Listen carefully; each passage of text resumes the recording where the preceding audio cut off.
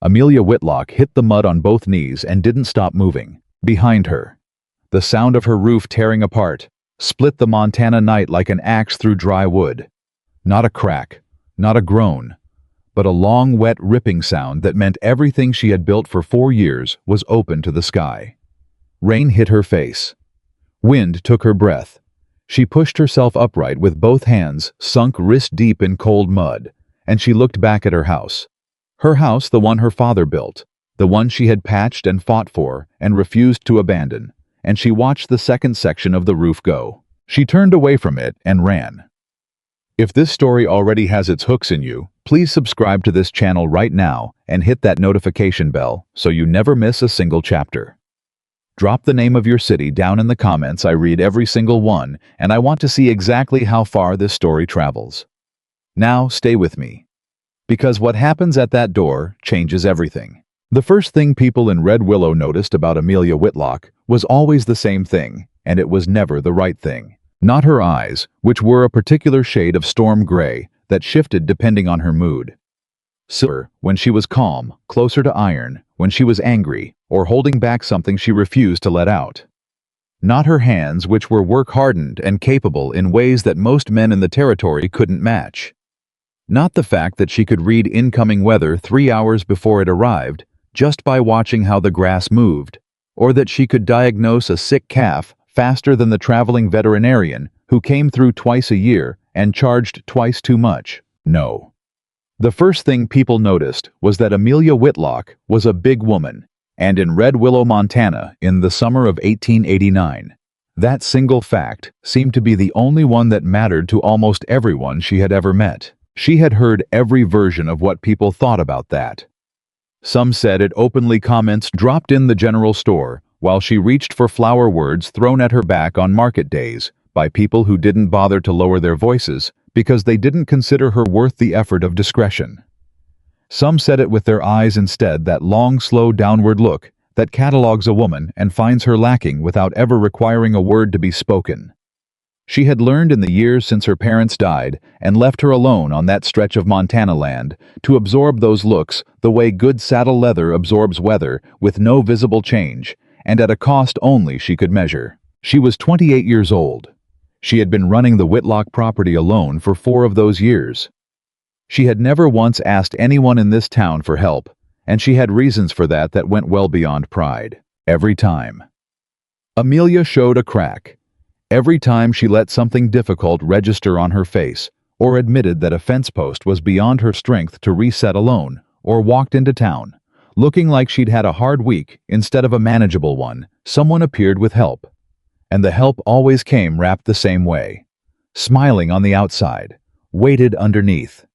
The kind of help that arrives with an expectation tucked inside it, like a bill folded into a handshake, and the thing it wanted back was never labor and never money. What it wanted was her gratitude, her deference, her willingness to become a little smaller, a little more dependent, a little more the woman they had already decided she was. She had learned to manage without it. Her father, Hector Whitlock, had been a stubborn, soil-faithful man who believed land was the only honest thing left in the world, and that most problems yielded to patience and an early start. Her mother, Cecily, had been warmer in manner, but harder in spine. The kind of woman who laughed easily, forgave quickly, and drew a line you did not cross without consequence. Amelia had grown up somewhere between them, her father's endurance grafted onto her mother's refusal to be made small. When they died, Hector first from a chest illness that took him over one brutal winter.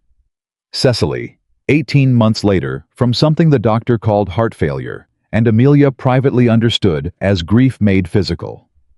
Amelia had stood at the edge of those 2 graves and made herself a promise. She was going to keep the land. She was going to run the ranch. She was going to prove that the Whitlock name still meant something in this valley, and she was going to do it without asking Red Willow for a single thing.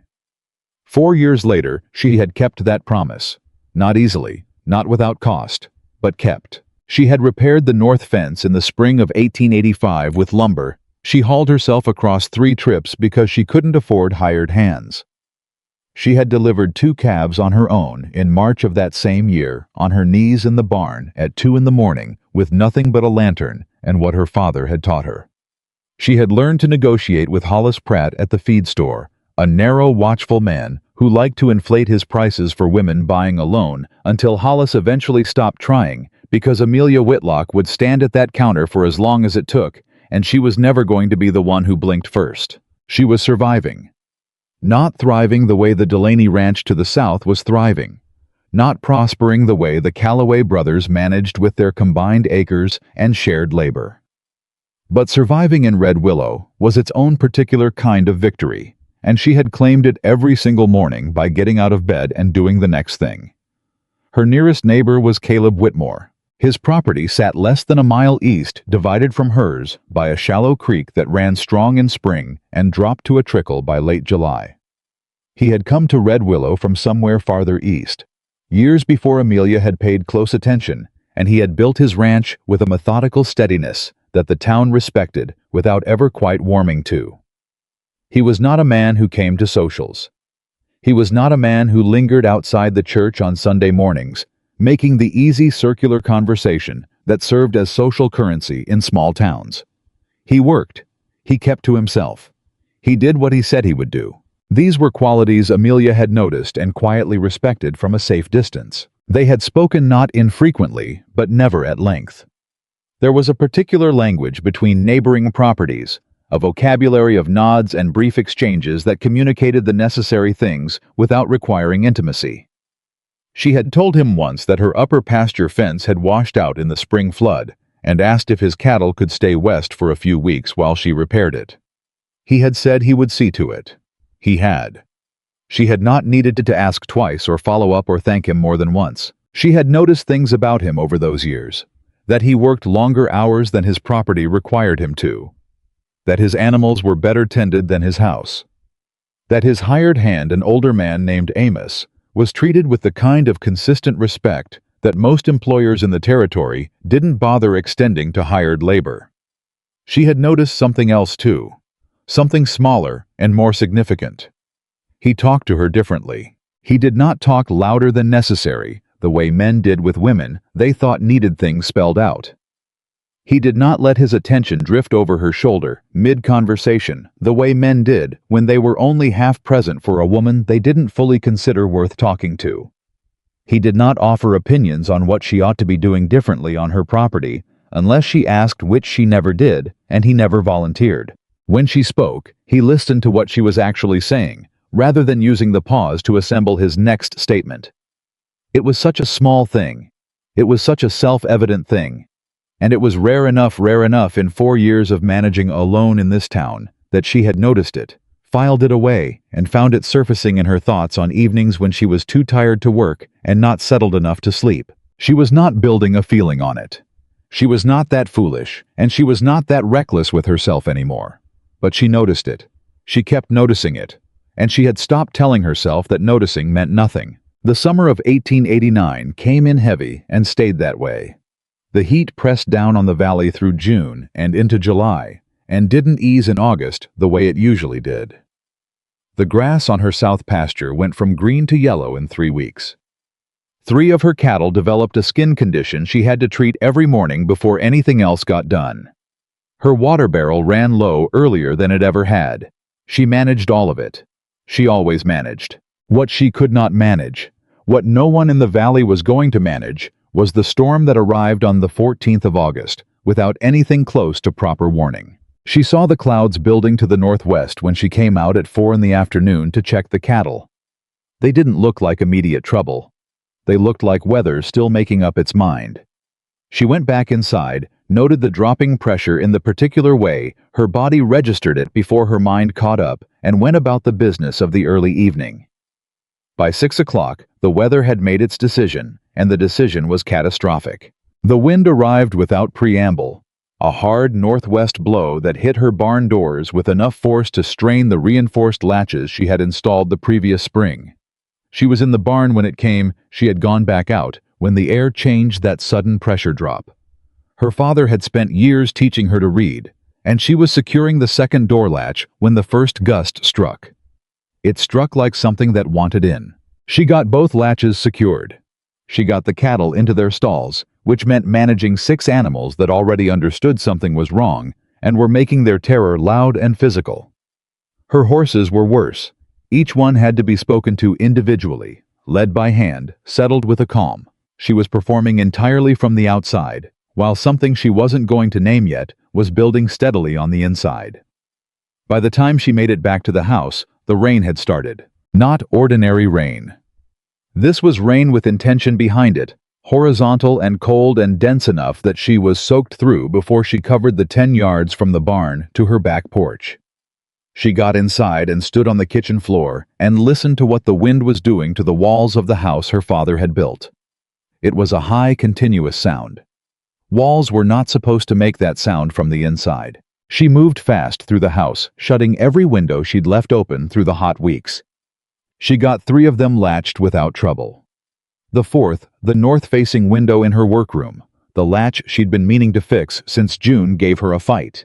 She drove her shoulder into it, both hands working the stiff mechanism, and got it closed just as the wind shifted and hit the north wall with a sound like something massive slamming into the house from outside. She stood still and listened.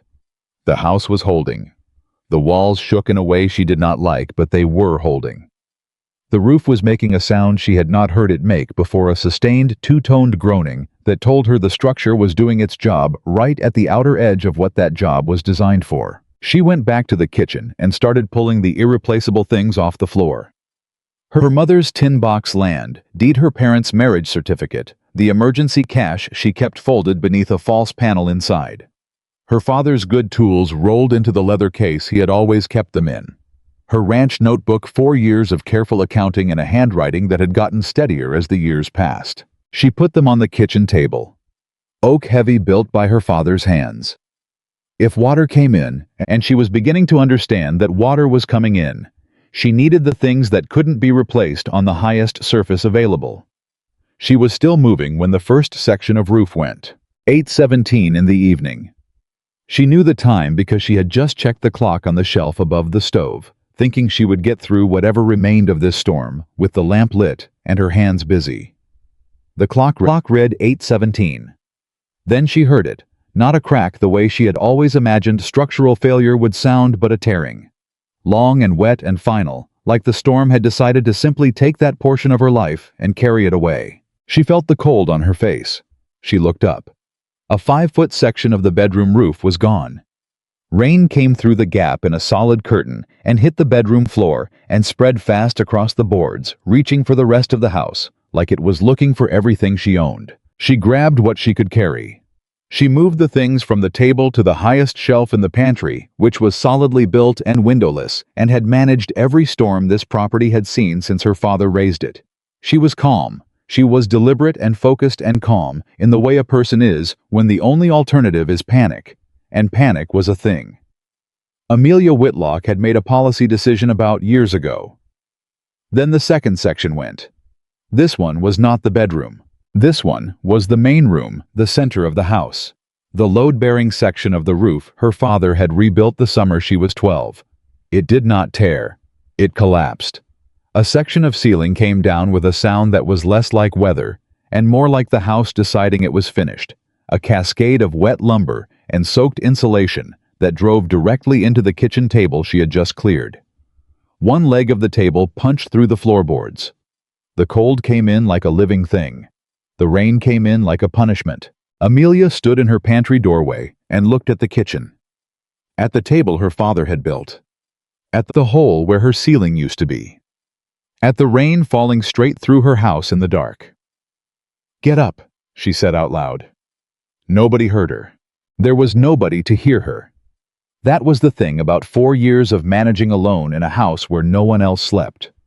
There was nobody to hear anything she said inside these walls, and there never had been, and standing here right now in the wreckage of the home. She had promised herself she would keep. She felt that fact the way she had not let herself feel it in a very long time. She felt it, and she did not let it stop her. She pulled her father's old coat off the hook by the back door. It was already wet. It had been wet since the barn. She put it on. She stepped out into the storm, and she did not let herself think about what she was doing, because if she thought about it, she might not do it. and there was exactly one place within reach that had a solid roof and a lit lamp, and someone inside who had never once looked at her like she was a problem. She ran toward it. The distance between the Whitlock property and Caleb Whitmore's ranch was not quite a mile. She had walked it dozens of times in daylight and good weather following the creek line east. She had never walked it in a storm like this, in the kind of storm that removes the concept of a head and replaces it with nothing, just rain and dark and wind that wants to push you sideways off your feet. She kept her head down. She kept moving. She fell at the rocky stretch near the creek bank, her left knee connecting with something hard beneath the mud, and she went down on both hands and stayed there for a moment.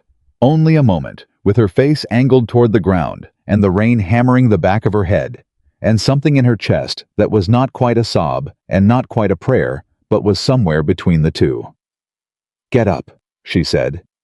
She got up. The creek was the worst of it.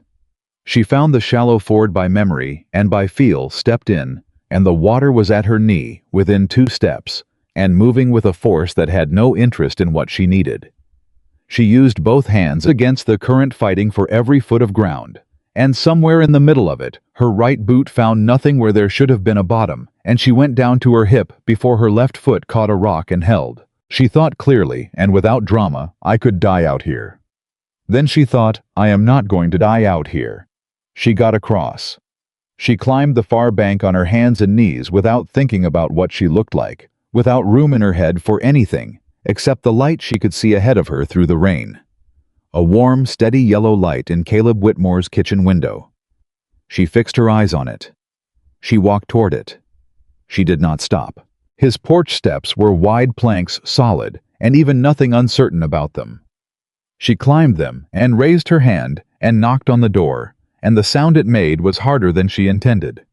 Not a polite knock, not a considered knock, but the sound of a hand that had crawled through a storm and crossed a flooding creek and climbed a bank on all fours and was not going to be quiet about having arrived.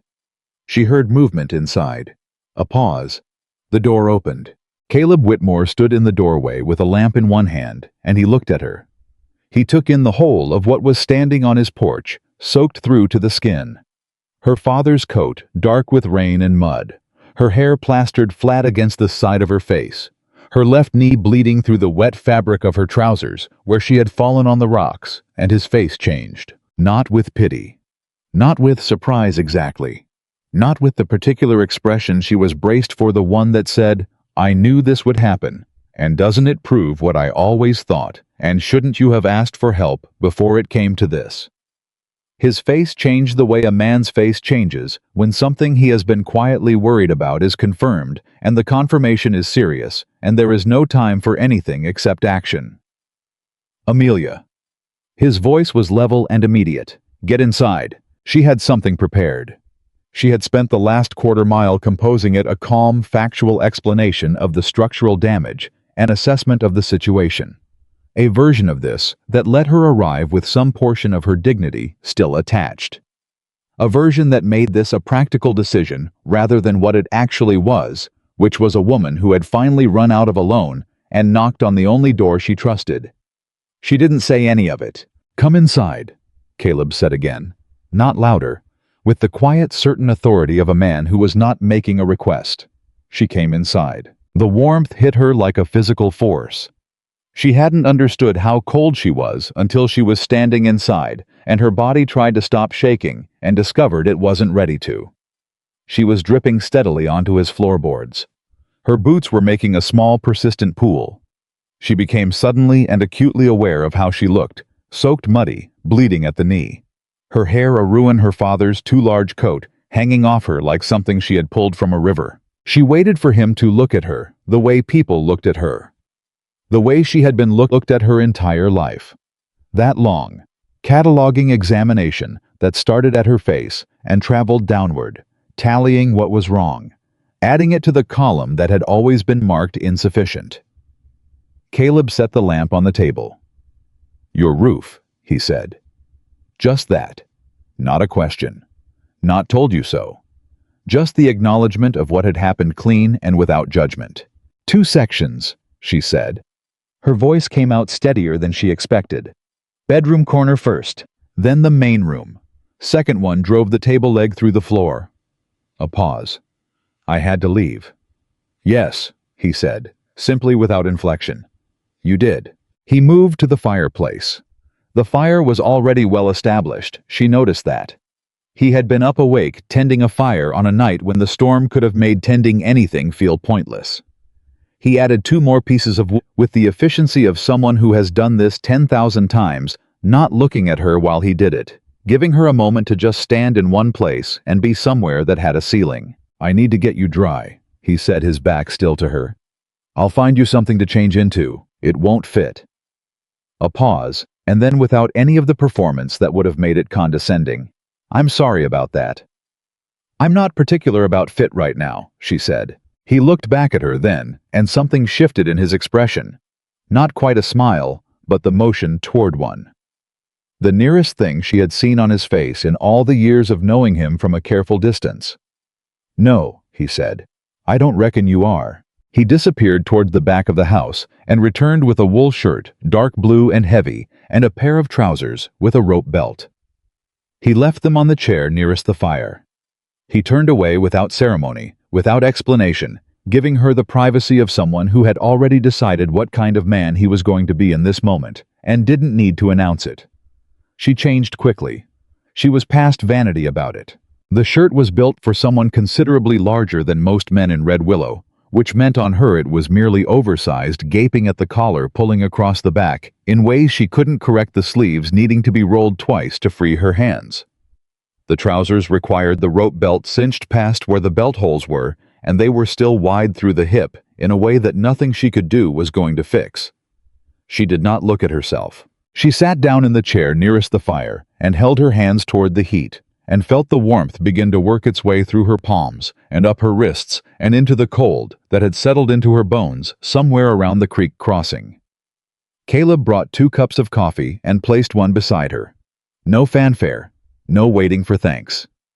He sat down across the fire and held his own cup and looked at the flames, and he gave her the great gift of not requiring her to speak until she was ready. She was not ready for a while. When she spoke, it was not what she had planned to say. I know what you're thinking, she said. Caleb looked at her across the fire. You're thinking about how I look right now. She said it flat, no self-pity in it. Just the declarative statement of a woman who had spent decades anticipating the thought before anyone could land it on her first. I'm aware of how I look. I was quiet for a moment. Not the quiet of someone searching for the tactful version of agreement, but the quiet of someone who was actually considering whether what she had said was true. No, he said. I'm thinking about the creek. She looked at him. Water's running high tonight, he said. That ford's not safe in a storm this size. You would have known that going in. He paused. You crossed it anyway. There wasn't another option. There's always another option, he said, not unkindly. Staying put is an option. Waiting out the storm in the barn is an option. He looked at her steadily. You assessed what you had, and you made the right call in the dark in the middle of all that by yourself. That's not a small thing, Amelia. Most people only think they'd do that. They find out different when the moment actually comes. She looked at him for a long moment. Why do you do that? She asked. Do what? Say the true thing instead of the easy thing. Caleb turned his cup slowly in both hands. Because the easy thing has already been said to you, he said quietly. Probably more times than you could count, and I've got no interest in being one more person who gets you wrong. The fire popped between them. Outside, the storm worked against the walls of his house, and his walls did what walls were supposed to do. They held. They held without groaning, without the sound of something at the edge of its capacity. He had built things to last, this man, or maintain them that way. She wasn't sure which, and understood sitting here that it amounted to the same thing. The shirt doesn't fit, she said after a while. No, he agreed. I'm sitting in your house at nearly midnight wearing your clothes and I look... She stopped, started over. I'm aware of how this looks. How does it look? He asked, genuinely, not setting a trap, just asking. She opened her mouth and closed it again. You look like a woman who made it through something that would have stopped most people, Caleb said. That's what I see. He said it the way he said most things, not performing it, not building toward it, just stating it, the way he would state that the creek was running high or the storm was moving northeast, as though it were simply true and therefore worth saying and not worth decorating. Something shifted in her chest, not dramatically. Not the way it happened in the stories she had read as a girl. No sudden warmth, no revelation with light behind it. Just a quiet rearrangement of something she had been holding at a particular angle for a very long time, and the relief of being able to hold it differently. I lost the main room ceiling, she said. The floor's compromised where the table leg went through. The bedroom is open to the sky on the northeast corner. She paused. It's going to need significant work. Yes, he said. I'll rebuild it. I didn't say, of course you will. He didn't say, are you certain that's realistic? He didn't say anything for a moment, and the silence was not the silence of doubt. It was the silence of someone who had already taken what she said at face value and moved past it to the next question. I'd like to help, he said. If you'll let me. She looked at him. Not because I think you can't manage it, he said. I know you can manage it.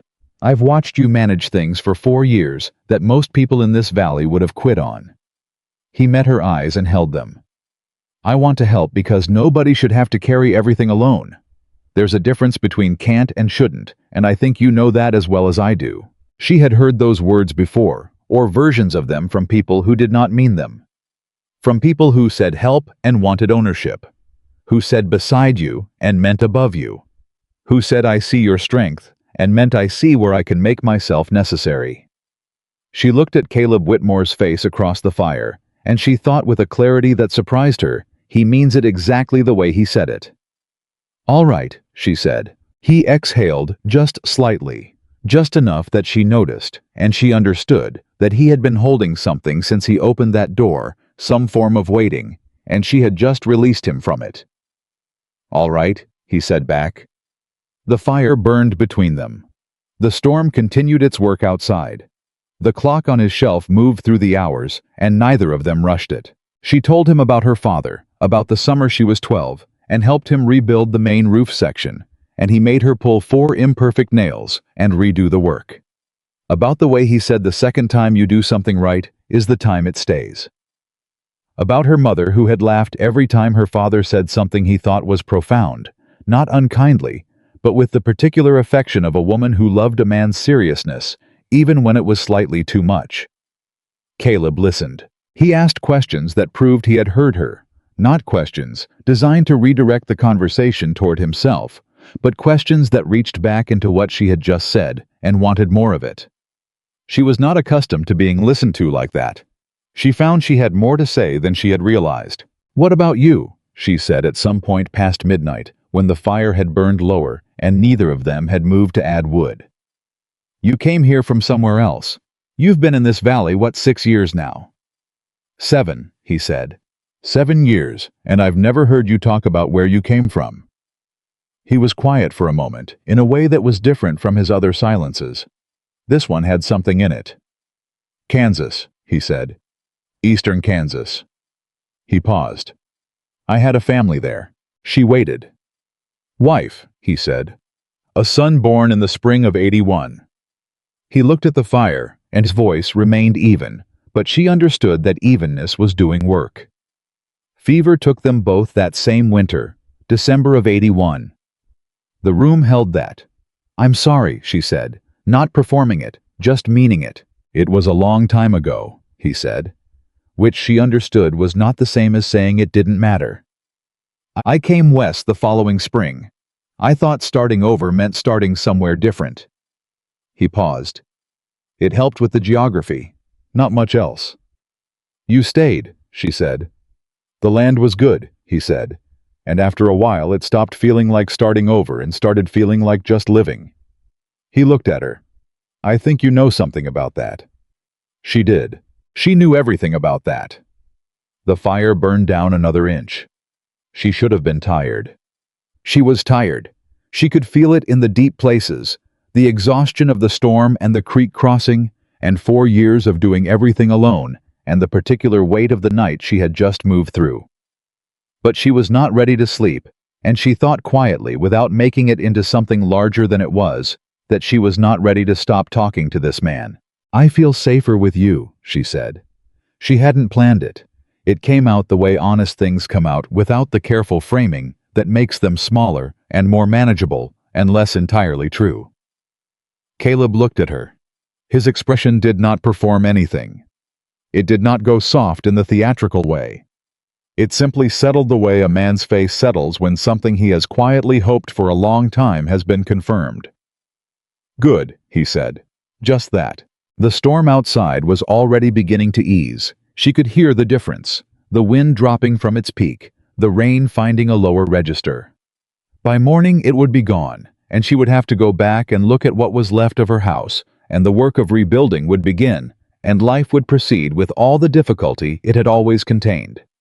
But that was morning. Right now the fire was burning, and the walls were holding, and there was a man sitting across from her who had opened the door without conditions and listened without waiting for his turn, and said the true thing every time when the easy thing would have cost him nothing. She sat in the warmth of it. She let herself have it, because Amelia Whitlock had survived 4 years by refusing to want things she wasn't certain she could survive not receiving. And sitting here tonight, she made a quiet, private decision. One she didn't announce, didn't dress up, didn't make into more than it was. She was going to let herself want this. The storm had taken her roof. It had taken her floor and part of her ceiling and the version of herself that had been willing to call alone the same thing as safe. What it had given her in exchange was this room, this fire, this man who didn't need her to be smaller or simpler or different than exactly what she was. And the particular irreversible knowledge that when she finally stopped running from her own need and ran toward something instead, when she had crossed a flooding creek in the dark and climbed a bank on her hands and knees and knocked on a door with everything she had left, the door had opened. It had opened, and the warmth inside was real. The morning after the storm arrived quietly, the way mornings do when they follow something violent, as if the world itself was embarrassed by what it had done the night before and was trying to make it up with stillness and pale light. Amelia woke in Caleb's armchair, with her neck stiff and her left knee aching where she had fallen on the rocks, and for exactly 3 seconds she did not remember where she was. Then she heard the fire still burning low. Someone had tended it in the night, and she heard the absence of wind, and she remembered everything in the particular order that memory delivers bad news. The sound of the roof going, the rain on her face, the creak at her hip, the door opening. She sat up. Caleb was already awake. She could hear him moving in the kitchen, the particular economy of a man who knew where everything was in his own space and didn't waste motion getting to it. The smell of coffee reached her before he did. He appeared in the doorway with a cup in each hand and looked at her the way he had looked at her the night before, directly, without the cataloging quality she had spent her life guarding against, and said, "How's the knee?"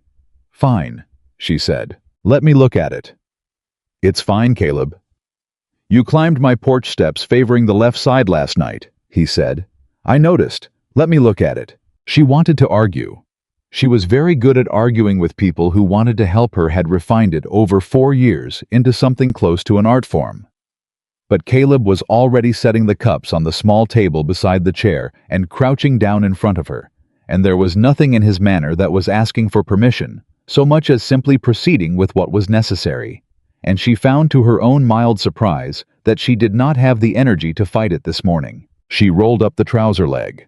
The knee was bruised deeply purple-black, spreading out from a central point where she had hit the rock with some dried blood at the surface that the rain had half cleaned away. It was ugly. It was not serious. She had had worse from fence work and thought nothing of it. Caleb looked at it for a moment without speaking. "It needs cleaning," he said. "I know. I've got carbolic and clean cloth. I know how to clean a wound." "I know you do," he said, and stood up, and there was nothing in his voice that made it a concession or a defeat, just acknowledgement. He left and came back with what he'd said he had, and he left those on the table too, and he picked up his coffee cup and sat back in his chair across from her. She cleaned the wound herself. He drank his coffee and looked at the fire and did not watch her do it, and she understood that he was giving her the thing she actually needed, rather than the thing that would have made him feel more useful. She found that almost harder to manage than if he had insisted on doing it himself. "I need to go see it," she said when she was done. "I know. I need to see what's left. I'll come with you." She looked at him. "You don't have to." "No," he agreed. "I don't have to." He stood up and set his cup down. "Get your boots on." They walked the distance between his property and hers, in the pale light of early morning following the creek line back west. The creek was still running higher than normal, still carrying the brown-churned color of a waterway that had been pushed past its ordinary limits, but the ford was passable now, and they crossed it without trouble. Amelia did not take the hand he briefly offered on the steeper part of the bank. Then she thought about why she hadn't taken it, and she thought about what that reason actually cost her, and on the second step she reached back and took it. "I didn't make anything of it." She appreciated that more than she could have explained. The farmhouse was worse in daylight. She had known it would be. Damage always looks worse when you can see all of it. But knowing that in advance did not fully prepare her for what she saw when they came around the tree line and the house came into view. The bedroom corner collapsed inward. The main room opened to the sky across a section nearly 8 feet wide. The floor inside buckled where the table leg had gone through, and water standing in the kitchen 2 inches deep, still draining slowly through the compromised boards. She stood at the edge of her property and looked at it. She did not say anything for a long moment. "Say it," Caleb said quietly beside her. "Say what?" "Whatever it is you're not saying." She breathed out hard through her nose. "I've been patching this roof for 4 years," she said. "Every spring, every fall. I knew the main section was getting thin. I had the lumber for it. I was going to do it in September when the heat broke." She stopped. "I waited too long." "You were managing 14 other things." "I waited too long," she said again, and her voice had something in it that was not self-pity. She didn't do. Self-pity had burned that particular capacity out of herself a long time ago, but was something adjacent to grief. The grief of someone who has been holding something together through sheer will and has just watched the will prove insufficient. "All right," Caleb said. She looked at him. "You waited too long," he said. "That's true. It happened. Now what do we do about it?" She looked back at the house. "I need to assess the foundation first," she said. "If the water compromised the floor joists under the kitchen, the repair gets significantly more complicated." She was already moving, already walking toward the house, with the particular focus of a woman who knew how to convert grief into work, faster than most people could manage the grief. "The bedroom wall on the northeast corner is leaning. I need to know if that's structural or superficial before I touch anything else." "What do you need from me right now?" he asked, walking beside her. "A second opinion on the joists," she said. "I know what I think. I want to know what you see." He nodded once. They spent the next 2 hours inside the damaged house, moving carefully across floors that weren't entirely trustworthy, assessing each damaged section with the systematic attention of people who understood that wrong information at this stage would cost 10 times more later. Caleb said what he saw when she asked him. He did not say it when she didn't ask. He moved lumber that needed moving and held things that needed holding, and did not once suggest that she was wrong about her own house or her own repairs or her own understanding of what the structure needed. At the end of those 2 hours, Amelia sat down on the one intact section of her kitchen floor with her notebook open across her knee and wrote out what they had found. The foundation was sound.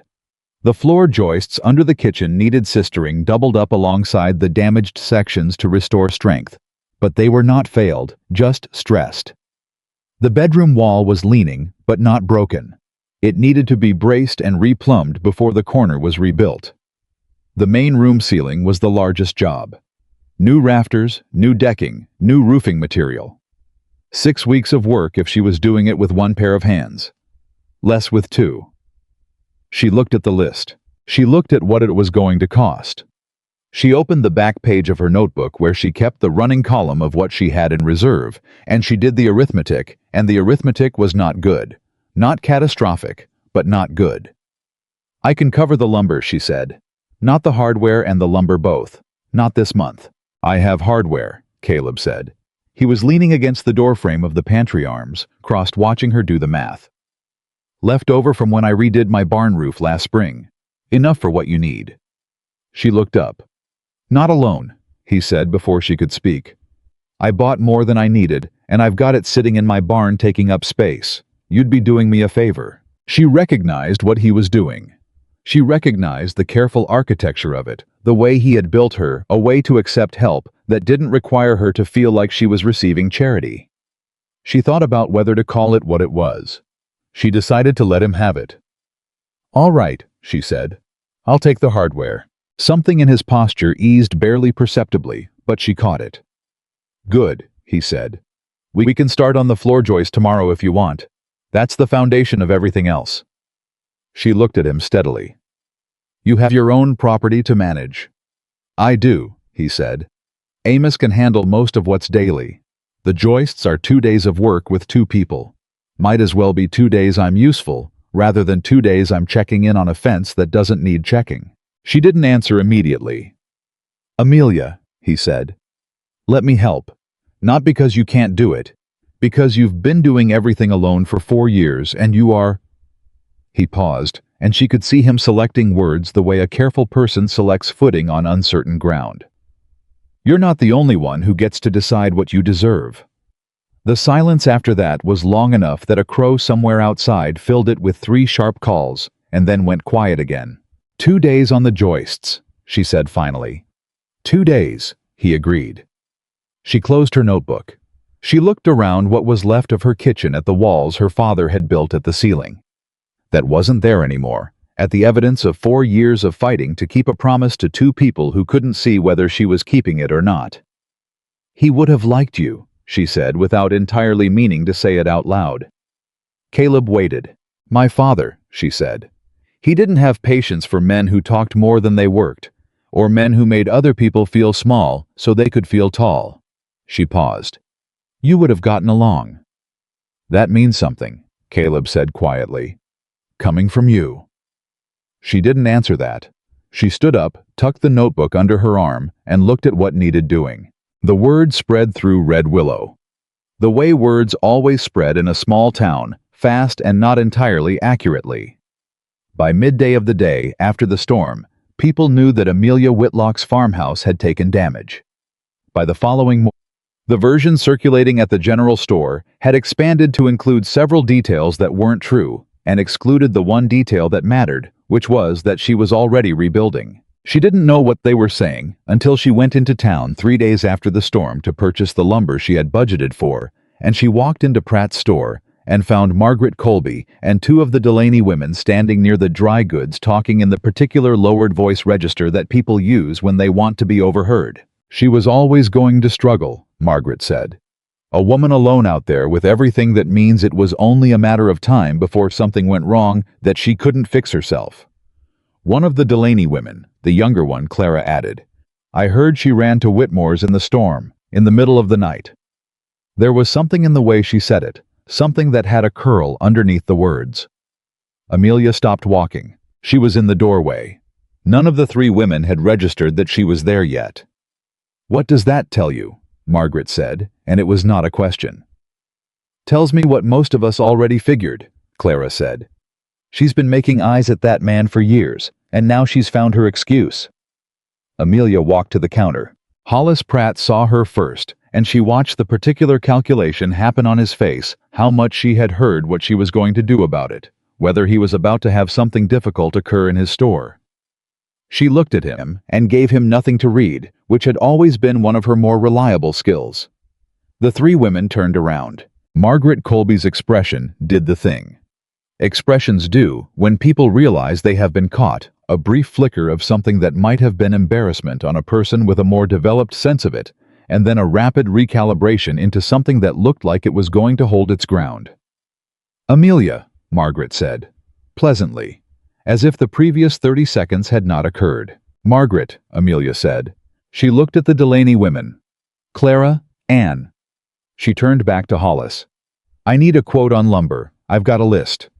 She laid the list on the counter. Hollis looked at it. He looked at her. He quoted a price that was for once accurate. She said, "I'll take it. I need it delivered by Thursday." She was almost to the door when Margaret said, "Amelia." Something in her voice had changed, still planted, still holding its ground, but with an edge of something underneath. "You know people are talking about you and Whitmore." Amelia stopped. She turned around. "Let them," she said. "A woman, you're in your position," Margaret said, and the pause before position did exactly what it was designed to do. "Can't afford to be careless with her reputation. People will say, 'Margaret.'" Amelia's voice was entirely level. Not raised, not shaking. The level of something that has decided exactly where it stands. "I crawled through a flooding creek in a summer storm to save my own life. I knocked on the door of the nearest person I trusted. That person treated me with more respect in one evening than most people in this town have managed in 4 years." She paused. "Talk about whatever you like. I've got a house to rebuild." She walked out. She did not slam the door. Slamming would have been satisfying and would have given them something to say about her temper. She closed it with normal pressure and walked to her wagon and sat down on the seat and held the reins and did not let the shaking in her hands turn into anything larger. She had known they would talk. She had always known that anything she did or did not do was subject to the particular scrutiny that Red Willow reserved for women who lived outside the expected patterns. She was too big, too independent, too unmarried, too unashamed. Any one of those things would have been enough to keep the tongues moving. All of them together made her something the town couldn't quite categorize, and what the town couldn't categorize, the town criticized. She knew all of this. It still landed somewhere tender. She drove home. Caleb was already there when she arrived, as he had said he would be, with Amos and a wagon of materials and the hardware he had promised. He was examining the kitchen floor with Amos. When she came through the back door, and he looked up and read her face in the quick, accurate way she was beginning to understand he had, and he said nothing about what he read there. "Lumber's coming Thursday," she said. "Good. We can finish the joist work before it arrives and be ready to start on the rafters by the weekend." She looked at Amos, who was a lean older man with a face that had spent several decades in Montana weather, and looked it, and who had the particular manner of someone who had seen enough of the world to have stopped being surprised by any of it. He nodded at her with the simple respect of a man acknowledging a professional equal, and she found that she liked him immediately. "Amos," she said, "thank you for coming." "Work's work," he said, which she understood was the highest form of compliment available from a man like him. They worked through the afternoon and into the early evening, the three of them moving through the systematic process of sistering. The stressed floor joists, doubling them up, securing them, testing each section before moving to the next. It was not glamorous work. It was not the kind of work that produced visible results quickly. But it was the work the house needed, the work you did under the surface, so that everything above it had something sound to stand on. She was on her knees under the kitchen floor, working a bolt through a newly positioned joist, when she heard a wagon approaching. She heard it stop. She heard voices, more than one men's voices, and then a woman's, and then the sound of boots on her property. She came out from under the floor and straightened up. 4 people stood in her open kitchen doorway. Hank Delaney, Clara's husband, broad-shouldered and deliberate in all his movements, and beside him, Jim Colby, Margaret's husband, who Amelia had always found more tolerable than his wife, and then Reverend Aldous from the small church on the east end of town, and beside him, a woman she recognized as Nora Aldous, who made a practice of feeding anyone within range of her kitchen, and seemed to consider it a constitutional right. Hank Delaney held 2 long planks of pine on his shoulder. Jim Colby had a toolbox. Nora Aldous had a covered pot that smelled like something with onions and potatoes and meat, that made Amelia aware suddenly and completely that she had not eaten since the coffee that morning. "We heard you needed lumber," Hank said. Amelia looked at him. She looked at all 4 of them. Clara said. Hank started and then stopped, and she saw on his face that he understood exactly what his wife had said and was not proud of it. "My wife doesn't always speak for both of us," he said, which in the particular language of men who have been married long enough to know their responsibilities was as close to an apology as he was going to produce on short notice. She looked at Jim Colby. "Margaret means well," Jim said, and his voice had the rueful quality of a man who had spent many years negotiating between the person he loved and the world that person sometimes upbraided. "She just says it wrong." Reverend Aldous smiled, which he did frequently, and with what appeared to be genuine warmth. "We thought we'd see if there was anything useful to be done," he said. "Nora brought food. I brought myself, which is of debatable value, but I'm willing to carry things." Amelia's throat did something she hadn't given it permission to do. She swallowed past it. "The floor joists need sistering in the back section," she said. "Hank, if you know joinery, that's where I need you. Jim, the bedroom wall on the northeast needs to be braced and replumbed. There's a level on the porch, and I'll show you the angle. Reverend, you can carry things." "Nora." Her voice almost went on her. She held it. "Nora, if you could set that on the porch, I will be very grateful." "Sit down and eat it first," Nora said firmly. "All of you, 20 minutes. The joists will wait 20 minutes." Caleb, who had appeared at Amelia's shoulder with the quiet approach she was coming to expect from him, said, "She's right." Amelia looked at him. 20 minutes, he said. "You haven't eaten." "I know I haven't eaten." "Then eat." She ate. They all ate sitting on the porch of a damaged house in the late afternoon light, and nobody said anything particularly significant, and the food was very good, and the particular texture of that moment. The ordinary undecorated kindness of people showing up with their hands and their tools and a covered pot did something to the place inside Amelia that Margaret Colby's words had made raw that morning. It didn't erase the words. She wasn't naive enough to think that kindness erased cruelty, or that one afternoon's help resolved 4 years of being looked at wrong. But it complicated the story she had been telling herself, which was that this town had decided what she was and was never going to look again. Some of them were looking. Some of them were looking and seeing something different than they had seen before. She did not know what to do with that yet. She filed it away, and she picked up her tools, and she went back to work. By the time the light failed them, the floor joists were done. The bedroom wall was braced and plumbed. The main room was cleaned of debris and prepared for the rafter work that would begin Thursday when the lumber arrived. Hank Delaney shook her hand when he left, which was not something he had done before, and she understood it as the gesture. It was a man recalibrating his understanding of who he was shaking hands with. Jim Colby thanked her, which seemed backwards, and she said so, and he laughed and said that Nora had made him come, and he was glad she had, which she believed. Reverend Aldous said he would come back when the rafters were going up, because a man of God ought to be present when someone rebuilt something worth keeping. And the comment was simple enough and true enough that she didn't have a thing to say to it. They left. Amos left. Caleb stayed. He stayed in the way. He did most things without announcement, without requiring acknowledgement. Simply remaining present in the way that some people are capable of, and most people aren't. He was cleaning up the work area in the main room, gathering scraps and tools, moving with the methodical pace of someone at the end of a long day who still has a last thing to do before he stops. She was sitting on the intact section of her kitchen floor, with her back against the wall, and her knees up, and her notebook across her knees, updating the numbers to account for the work that had been done today and the materials that had arrived. "Hank's good with joinery," she said without looking up. "Better than he lets on," Caleb said. "Clara's going to have a hard time when he comes back and tells her what he did today." "Probably," Caleb said. He came and sat down against the wall a few feet from her, not beside her, not close enough to require her to negotiate the proximity, just present in the same space, sharing the wall. "Clara's not a bad person." "No," Amelia said. "She's just the kind of person who needs other people to be smaller than her, and I've never been willing to be." Caleb was quiet for a moment. "That's a generous assessment." "It's an accurate one," she said. "I've had 4 years to think about the people in this town, the ones who are cruel on purpose, and the ones who are cruel because it's easier than thinking." She paused. "Clara's in the second group. Margaret too, mostly. The first group is smaller, but they do more damage." "Who's in the first group?" he said. She told him. 2 names, specifically.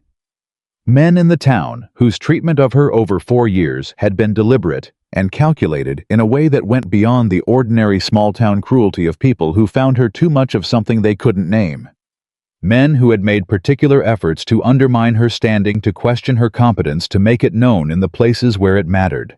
The land office, the bank, the feed cooperative that Amelia Whitlock was a woman on her own, and women on their own were by definition a risk. Caleb listened to both names without interrupting.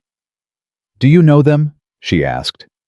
"I know of them," he said. "They've made things difficult," she said. "In practical terms, the bank has been reluctant to extend credit on the property twice in 4 years, and both times I traced it back to conversations those men had with Harlan Webb." She said it flatly, just the facts the way she would have reported a weather pattern or a fence measurement. "I managed without the credit, but it cost me time and resources I didn't have to spare." Caleb said nothing for a moment. "That's not going to continue," he said. She looked at him. His voice had not changed in volume or in surface quality, but something underneath it had shifted, something that she recognized, having heard it in her father's voice, on the rare occasions when her father had arrived at a place past patience, and into something harder and more decided. "Caleb," she said carefully. "I'm not going to do anything foolish," he said. "I'm going to have a conversation with Harlan Webb about your property and your credit history and the objective reality of what you have built here in 4 years, which I have watched from a fence line." He paused.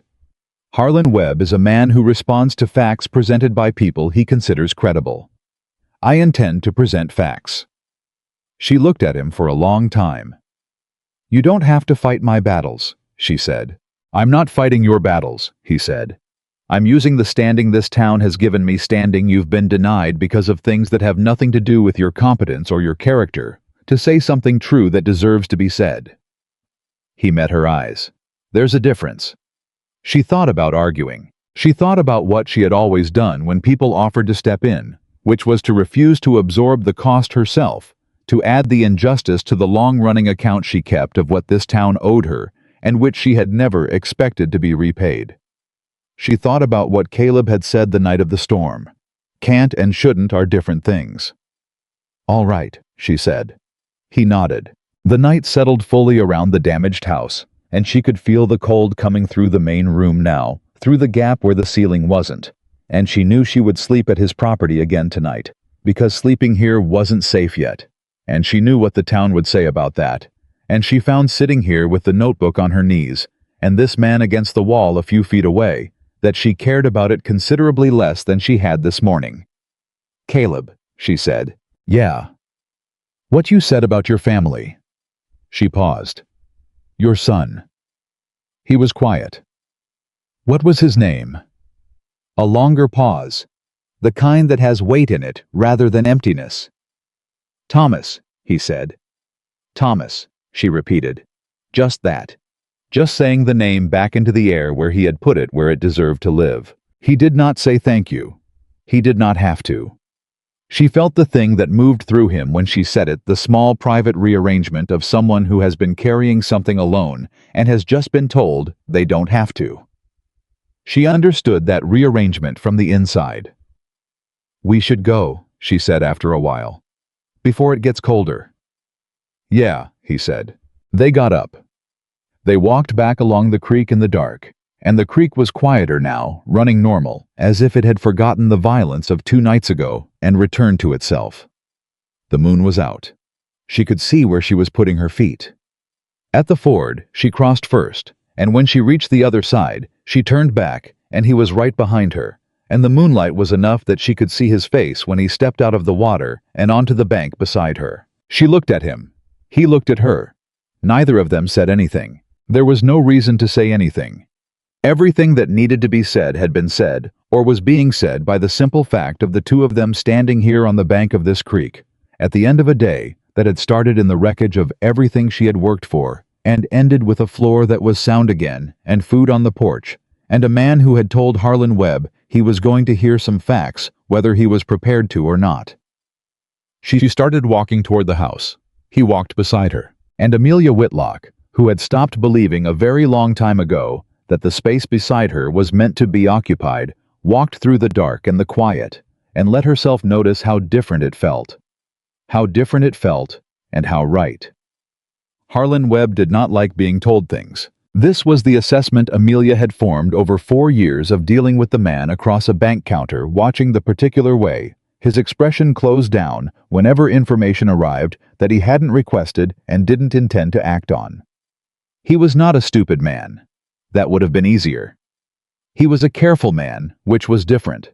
The kind of careful that calculated every exchange in terms of what it cost him and what it returned, and had decided long ago that Amelia Whitlock was a poor investment, not because her property wasn't sound, but because she was inconvenient in ways that went beyond balance sheets. She knew all of this on the Tuesday morning 6 days after the storm, when she walked into the Red Willow Savings and Trust and asked to see Harlan Webb. The clerk at the front, a young man named Percy, who had always treated her with the nervous politeness of someone who wasn't sure what category to put her in, looked up from his ledger and said, "Mr. Webb is in a meeting, Miss Whitlock." "I'll wait," she said. She sat down on the wooden bench along the wall. She folded her hands in her lap. She waited with the patience of a woman who had learned that patience deployed correctly was more unsettling to most people than anger. 12 minutes later, Harlan Webb appeared in the doorway of his office. How is a compact man in his 50s, well-dressed in the particular way of men who want their clothing to do the work of establishing authority before they open their mouths. He looked at Amelia on the bench, and she watched the calculation happen on his face, whether to acknowledge the meeting she knew Caleb had already had with him, whether to pretend it hadn't occurred, whether to proceed as though this were an ordinary Tuesday, and she were an ordinary applicant. "Miss Whitlock," he said, "come in." She came in. She sat down across from his desk without being invited to, and put her notebook on her knee and looked at him directly. "I understand you spoke with Caleb Whitmore last week," she said. Webb settled into his chair with the deliberate unhurriedness of a man, reminding himself that he was on his own ground. "Mr. Whitmore came by, yes. And we had a conversation." A pause. "About your property. About my credit history," she said. "And about the 2 occasions in the past 4 years when my application for short-term operational credit was declined after conversations you had with Denton Marsh and Gerald Fitch."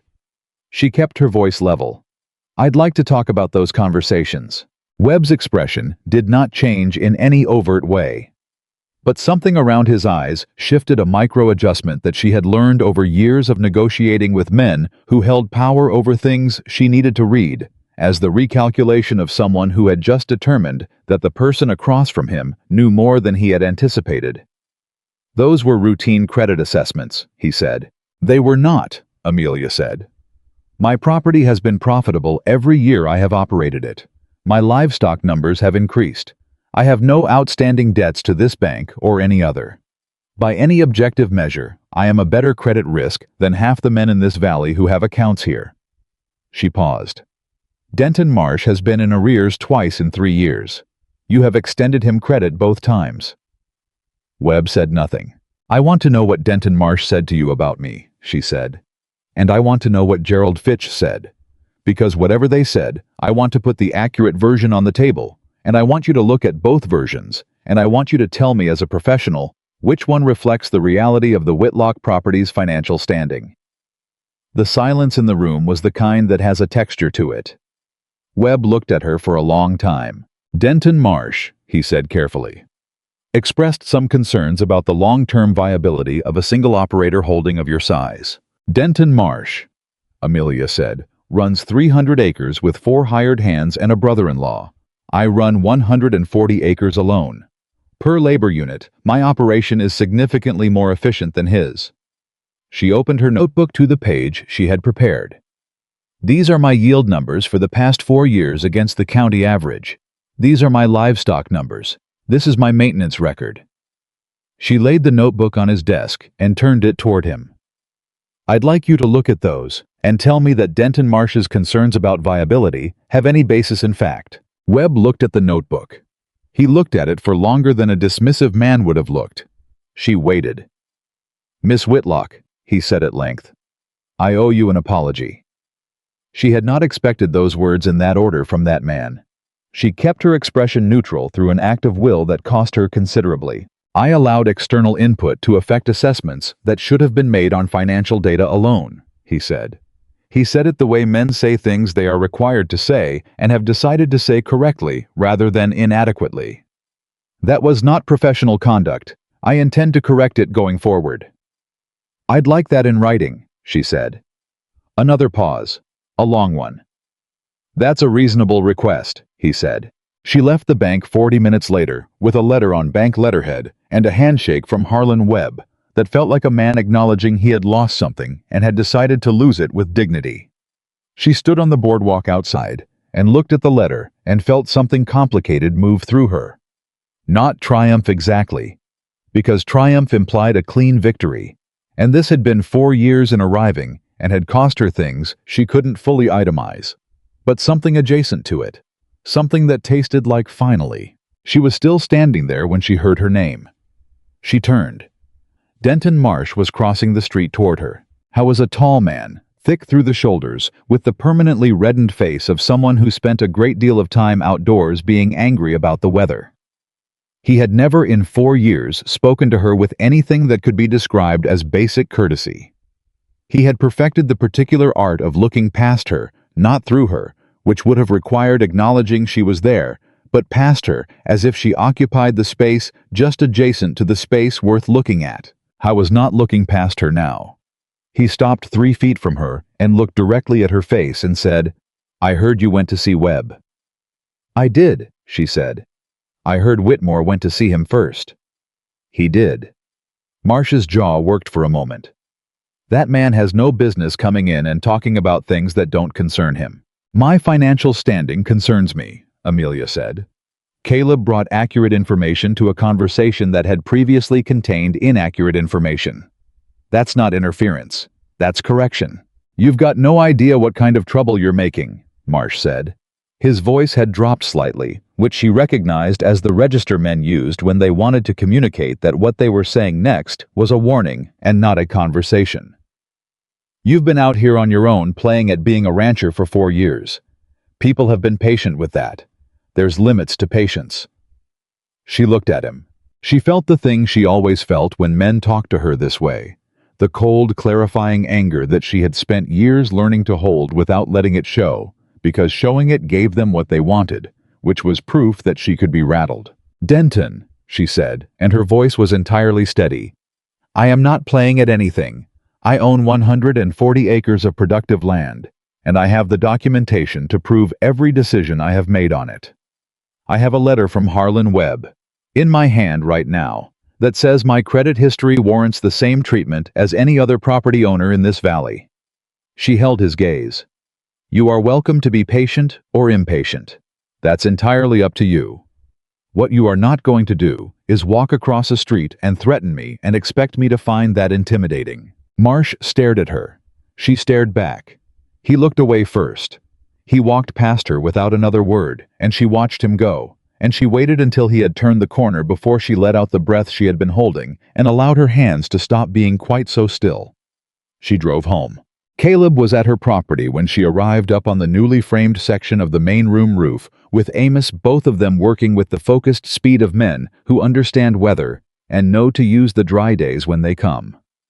He saw her wagon and raised a hand briefly and went back to work.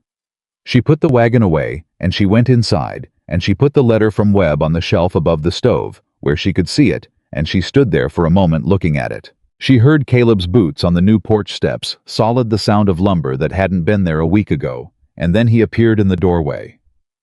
"How did it go?" he asked. She turned around. "He apologized," she said. Caleb was quiet for a moment. "Good. I got it in writing." Something moved across his face, not surprise, but a particular satisfaction that had no performance in it. "That's better." "Denton Marsh stopped me on the boardwalk outside," she said. His expression changed. "What did he say?" She told him. All of it in the order it had happened without editorializing, except where she couldn't help it, which was the part where she said, "He told me people had been patient, and there were limits to patience, which I believe was supposed to frighten me." "Did it?" Caleb asked. "For about 4 seconds," she said. "Then I got angry, which is more useful." He looked at her for a moment. "What did you say to him?" She told him that too. When she finished, Caleb said, "He looked away first." "He did." "Good," Caleb said again. And then quietly, He won't let it go, Amelia. She had known that. She had known it standing on the boardwalk watching Marsh walk away, known it in the particular quality of his retreat, not defeat, but regrouping, the kind of withdrawal that is planning its return. No, she said. He won't. There's something you should know, Caleb said. His voice had shifted into the register it went to when he was about to say something he had been deciding whether to say. About Marsh and your property. About why he's been working against you. She looked at him. Pasture, he said. The 40 acres that borders his north fence. What about it? He's been trying to acquire that parcel for 3 years. He made an offer to your father's estate before the property transferred to you. I didn't know that until recently. Percy at the bank mentioned it the day I went to talk to Webb. He paused. Your father refused. The offer went to the estate trustee when he died, and the trustee declined on your behalf before you were in a position to deal with it yourself. Amelia's chest went very still. He's been trying to undermine my credit, she said slowly, because he thought if I couldn't sustain the operation, I'd have to sell. That's what I think, Caleb said. She sat down on the kitchen chair. Not because she needed to, she was not a woman who sat down when she was shocked as a general rule, but because the weight of it required a moment. 4 years. 4 years of fighting an uphill battle that had seemed to be about her size, her gender, her right to exist on her own terms in this town, when underneath all of it was a man who simply wanted 40 acres and had been trying to starve her out to get them. The south pasture, she said. It's the best water access on either property, Caleb said. The creek runs through it. In a dry year, whoever controls that water controls a lot more than 40 acres. She looked up at him. Why didn't you tell me sooner? I didn't know sooner, he said. I suspected something practical was underneath it. Men like Marsh usually have a practical reason under the cruelty. It's just buried. But I didn't have the specific piece until Percy. She nodded slowly. Her mind was already moving through the implications with the systematic speed it went to when a problem revealed its real shape and required actual strategy rather than endurance. If he made a formal offer to the estate, that offer is documented somewhere. It would be at the land office, Caleb said, or with whoever served as trustee. That's Ben Aldous, she said. The Reverend's brother. He served as trustee for the estate while I was getting the property transfer established. She stood up. He would have the correspondence. Amelia. Caleb's voice had something careful in it. If you go to the land office with that documentation, and you make Marsh's motive a matter of record, he's going to know it came from you. And he's going to come at you differently. She looked at him. I know, she said. I want to make sure you... Caleb. She met his eyes directly. He's been coming at me for 4 years. The only difference now is that I know which direction he's coming from. She picked up her notebook. That's not worse. That's better. He looked at her for a long moment. Then he said, Ben Aldous is in town on Wednesdays. I know, she said. Tomorrow then. He nodded. He turned to go back to the roof, and she was already writing in her notebook, already working through the sequence of what needed to happen and in what order, and what each step would require of her. Caleb, she said without looking up. He stopped. Thank you, she said, for finding out. You would have found it eventually, he said. Maybe, she said. But you found it faster. That matters. She heard him go back up to the roof, and she sat in her kitchen with the late afternoon light coming through the window, and the smell of new lumber around her, and the letter from Webb on the shelf. And she thought about Denton Marsh, and 40 acres, and 3 years of deliberate calculated harm. She thought about her father, who had refused the offer, and not told her about it, probably because he had not thought she needed to know, because in his understanding of the world, it had been refused, and was therefore resolved, and he could not have predicted what came after. She thought about the thing Caleb had said men like Marsh usually have a practical reason under the cruelty. It was true. And it was somehow both better and worse than the alternative better, because it meant this had never been about her. Specifically had never been the expression of something true about her inadequacy or her unworthiness. Worse because it meant it had been deliberate and sustained and cold, and a man who operated that way did not stop when he was inconvenienced. He regrouped.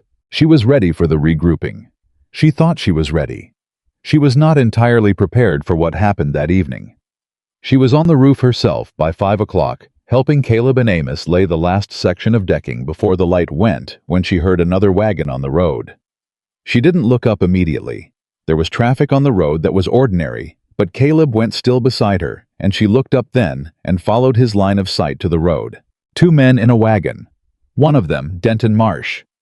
The other one she recognized after a moment as Gerald Fitch, shorter than Marsh, less physically imposing, but with the particular quality of a man who had learned to use information as a weapon and had spent years sharpening that skill. They stopped on the road outside her property line. They didn't come in.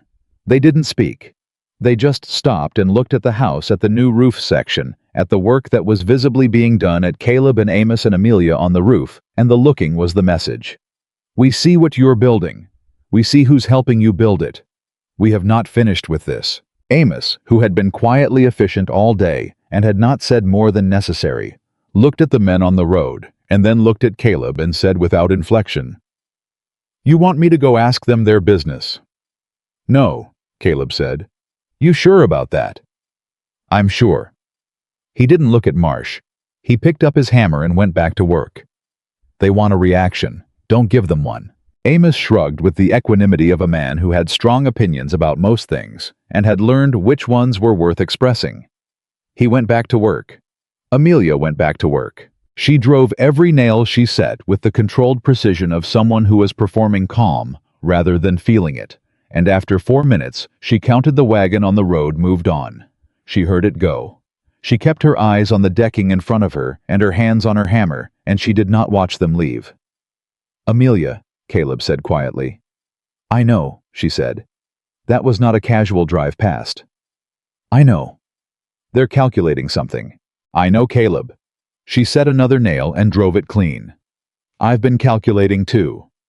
That night, after Amos had gone home and the tools were put away, and the new roof section was covered against the possibility of overnight dew, she and Caleb sat on her repaired porch. The boards were new, solid, not a creak in them, and she told him what she had been thinking. "Marsh needs the south pasture because of the water rights," she said. "If I document the original offer and his subsequent interference with my credit, and make both things a matter of public record at the land office, his motive becomes transparent. He can't quietly undermine me anymore. Everything he does from that point forward is visible." "That's true," Caleb said. "It also makes him more dangerous in the short term. Cornered men do things. I know." She looked out at the darkness. "I need something else. Something that makes the south pasture not worth fighting over, at least not in the way he's been fighting." Caleb was quiet. "If the water rights were formally recorded," she said slowly, thinking through it as she spoke, "with the county. If my use of that water was documented as established and prior, which it is. I've been irrigating from that creek for 4 years, then his interest in the property becomes a land interest only. The water is already spoken for." Caleb turned to look at her. "That's smart," he said. "It's not complicated," she said. "It's just paperwork. The kind of paperwork I should have done 4 years ago and didn't because I was managing 14 other things." "Can Ben Aldous help with the water rights filing?" "His brother can," she said. "Reverend Aldous knows the county clerk. I can be there Wednesday when Ben is already in town, file the water rights documentation, and get a copy of the estate correspondence about the original offer, all in one trip." Caleb was quiet for a moment. "You thought all of this out today?" "On the roof," she said. "Nailing is good for thinking." He made a sound that was the nearest thing to a laugh she had heard from him, short and genuine and unguarded in a way that was different from his usual contained warmth. She found that she liked the sound of it considerably more than was strictly practical. "What?" she said. "Nothing," he said. "Just..." He paused. "Most people in your position would be trying to survive this. You're trying to resolve it." "Surviving isn't enough," she said. "It never has been. If I just survive Marsh, he finds another angle in 6 months. I need him to not have an angle. And if he finds one anyway," she looked at him, "then I deal with that when it comes. But I'm not going to spend my life bracing for what he might do next. I've spent 4 years bracing for things. I'm tired of bracing." The night was quiet around them. Somewhere out past the barn, an owl made its single decisive comment and then went silent. "I want to come with you," Caleb said. "Wednesday. To Ben Aldous and the county clerk." She thought about saying she didn't need him to. She thought about the version of herself that would have said that automatically, without considering whether it was true or just habitual. "All right," she said. He nodded. She looked at the darkness over her land, over the south pasture. She could not see, but knew was there, the 40 acres with the creek running through it, that a man had been trying to take from her for 3 years, by making her feel like she couldn't hold what she had. She thought about her father who had refused the offer and said nothing about it, and then died before he could tell her. She thought about what it meant that he had refused, that he had looked at that offer, and at the land, and at whatever future he was imagining for his daughter, and he had said no. He had said this belongs to her. "Caleb," she said. "Yeah." "My father knew," she said. "When he refused the offer, he knew what it would mean to let that land go, and he refused it." She paused. "He never told me about it. I used to think that was his way of protecting me. Now I think it was his way of protecting the land." She paused again. "He was right both times." Caleb said nothing for a moment. "My father used to say," he said slowly, "that land is the one honest thing. You can lie about everything else. What you are, what you've done, what you want. But land just is what it is. It doesn't lie for you." "Your father and mine would have gotten along," she said. "Probably argued the whole time," he said. "Probably," she agreed. She stood up from the porch. She picked up the lamp she had brought out. She looked at him in the lamplight, at the man who had opened a door in a storm, and had been systematically present in every important moment since, without requiring credit for any of it. And she felt something that she had been feeling for days now, and had been allowing herself to feel without naming it, because naming it would make it something she had to decide about. She was not ready to decide about it tonight, but she was not going to keep pretending she didn't feel it either. That particular pretense hence had its own cost, and she had been paying costs long enough. "Good night, Caleb," she said. He stood up. He was close enough that the lamp between them lit both their faces. "Good night, Amelia," he said. Neither of them moved for a moment that was slightly longer than the moment that good night usually occupies. Then she went inside. She lay in the repaired bedroom. The corner was solid now, new lumber, everything level, and she looked at the ceiling that was there again, and listened to the silence of a house that was becoming what it had been. And she thought about Denton Marsh, and water rights, and Ben Aldous, and Wednesday. And she thought about her father refusing an offer for 40 acres of good water access, and never telling her. And she thought about a man sitting across a fire saying, "I've got no interest in being one more person who gets you wrong." She thought about all of it. Sleep came slowly, and when it came with the weight of someone who had been holding too much for too long, and had finally found a place where the holding could ease. Wednesday arrived with the particular clarity of a late summer morning that has decided to be perfect about it. Sharp air-high sun, not a cloud, from horizon to horizon. She and Caleb drove into town in her wagon, and she sat straight on the seat and held the reins with both hands and did not permit herself to look like someone who was riding toward something that frightened her, even though the truth was more complicated than that. Bun. Aldous was already at the Reverend's house when they arrived. A lean man in his 40s with his brother's warmth rendered into a more professional key. He recognized Amelia immediately. They had met during the estate process 4 years ago, and he shook her hand with the straightforward respect of a man who dealt in documents and appreciated people who showed up prepared. She told him what she needed. He listened without interrupting, which she appreciated. "The correspondence about the Marsh offer," he said when she had finished. "I have it. I've had it in the estate file for 3 years. I assumed you knew about it." "I didn't," she said. His expression shifted in the way of a man who has just understood something and is not happy about the understanding. "Your father's instruction was that the offer be declined and the matter be considered closed," he said carefully. "I followed that instruction. I didn't—" He stopped. "I should have informed you when the property transferred. I'm sorry, Amelia." "I have it now," she said. "That's what matters." He produced the file. It was thin 2 letters, the original offer from Marsh, with a precise dollar amount for the South pasture, and Ben's response declining on behalf of the estate. Both documents had dates. Both had signatures. Both were exactly what she needed. She took copies. She thanked Ben Aldous with a warmth that was genuine, because the man had just handed her 3 years of explanation in 2 pages of correspondence. Then she and Caleb went to the county clerk's office. The water rights filing took 40 minutes and a fee she had budgeted for.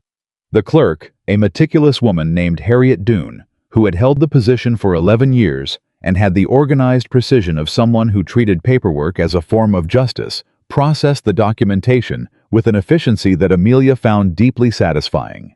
"This establishes prior use as of your first irrigation season," Harriet said, without looking up from the documents. 1885. That's 4 years of established use. Under territorial law, that's sufficient for a primary rights claim. "Thank you," Amelia said. Harriet looked up. She looked at Amelia with the direct gaze of a woman who had spent 11 years watching people come through her office with their problems and their paperwork and their various degrees of desperation, and she said, "You should have done this 4 years ago." "I know," Amelia said. "People forget," Harriet said. "That paper is as powerful as anything else out here, sometimes more." She stamped the document. "You're filed. Congratulations on your water." Amelia walked out of the county clerk's office into the late morning sun with a filed water rights claim in one hand and documented evidence of Denton Marsh's motive in the other, and she stood on the boardwalk and felt the shape of things shifting. Caleb was beside her. "It's done," she said. "It's done," he agreed. She looked down the main street of Red Willow, at the general store, at the bank where she had made Harlan Webb apologize in writing, at the place on the boardwalk, where Denton Marsh had told her there were limits to patience. "He's going to find out today," she said. "Harriet Doone talks, respectfully, but she talks." "Yes," Caleb said. "Good," she said. She turned to walk back to the wagon, and that was when she saw Gerald Fitch coming out of the bank. He saw her at the same moment she saw him, and the recognition was mutual and immediate, and neither of them pretended otherwise. Fitch changed direction. He walked toward them. Amelia stopped walking and stood still and watched him come. And beside her, she felt Caleb go very still in a specific way. The stillness of someone who has made a quiet, internal decision and is simply waiting for the moment that requires it. Fitch stopped in front of them. He was a small man in the way that some small men are small, compressed rather than slight, with an energy that went outward rather than upward. He looked at Amelia, and then at Caleb, and then back at Amelia. "Heard you were at the land office," he said. "News travels fast," she said. "This is a small town." "It is," she agreed. He was quiet for a moment, and in the quiet, she could see him assessing what she had done, what she knew, what position he was now in, relative to what position he had been in yesterday. She let him assess. She did not help him. "Denton's not going to be pleased," he said. "Denton Marsh made an offer on property that doesn't belong to him, and when the offer was refused, he spent 3 years trying to damage my business, standing in order to force a sale," Amelia said. Her voice was completely even. "I've documented all of it. If Denton Marsh wants to have a conversation about what pleases him, he's welcome to have it with the county clerk." Fitch stared at her. Caleb said nothing. He simply stood there, present, unhurried, entirely steady, and his silence said everything that needed to be said about whether Amelia Whitlock was standing in this street alone. "You don't know what you're doing," Fitch said. But the words had lost their weight somewhere between his chest and the air between them. They landed without the force he had intended them to carry. "I know exactly what I'm doing," she said. "I always have. That's been the problem for both of you." She walked past him to her wagon. She climbed up, took the reins, and waited while Caleb came around the other side and settled onto the seat beside her. She did not look back at Fitch on the boardwalk.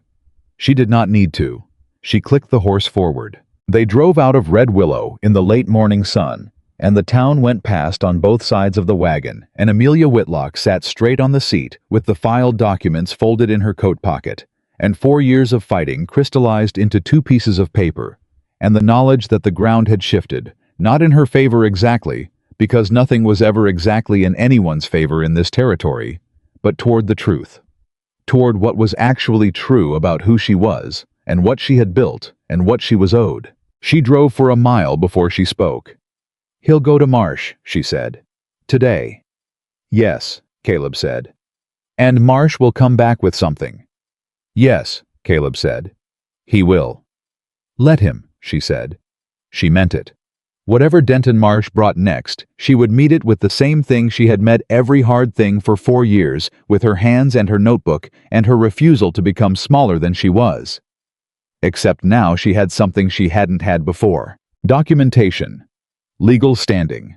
A letter from Harlan Webb. And beside her on the wagon seat, a man who had stood on a boardwalk in the middle of Red Willow and said nothing, and thereby said everything, and who was still there, and who she was beginning to understand was not going anywhere. The wagon moved on. The land opened up around them. And somewhere under the surface of the practical, documented, legally sound afternoon, she had just had something was building. Something that had nothing to do with Denton Marsh, or water rights, or 40 acres of south pasture, and everything to do with the distance between two people on a wagon seat, and whether that distance was going to stay the same, and whether she wanted it to. She held the reins. She let the question sit. She was not ready to answer it, but she was finished pretending she didn't hear it. Denton Marsh's response arrived on a Friday morning, and it did not arrive in the form Amelia had expected. She had been anticipating something direct. Another confrontation on a boardwalk, another wagon driving slowly past her property line, another attempt to work through Harlan Webb or some other official channel. She had prepared for direct. She had spent 3 days after the county clerk visit running through every version of what Marsh might do next, and in every version she had imagined he came at her from the front. He did not come from the front. He came through her cattle. She found it at 6 in the morning when she went out to check the south pasture and found the gate to the creek access standing open. Not broken, not forced. Opened cleanly, the latch lifted, the gate swung wide. 4 of her 6 cattle were gone. The remaining 2 stood at the far end of the pasture with the particular stillness of animals that have understood something has gone wrong and are waiting to be told what to do about it. She stood at the open gate and looked at the ground. Boot prints. 2 sets, she thought. Maybe 3. The ground near the gate was soft enough from the recent work they'd done near the creek bank to hold the impressions clearly. She crouched down and looked at them without touching anything. She stood up. She went back to the house, and she got her rifle from behind the bedroom door, and she went to the barn, and she saddled her horse. She did not let herself think about what she was feeling. There was a time for feeling it, and this was not the time. Right now, there was a problem with a practical dimension. 4 cattle loose somewhere on the Montana plain, and a practical dimension that went underneath that, and she was going to address both of them, in order starting with the cattle. She was leading her horse out of the barn when Caleb rode in through her front gate at a pace that told her he had already seen something. He pulled up and looked at her, at the rifle, at the horse, at her face, and said, "South pasture gate." "Yes." "I found 2 of yours on my east side this morning," he said. "Already penned them. The other 2." He paused. "I tracked them about a mile north before the ground got too hard to follow." "How long ago?" "I came straight here when I found yours.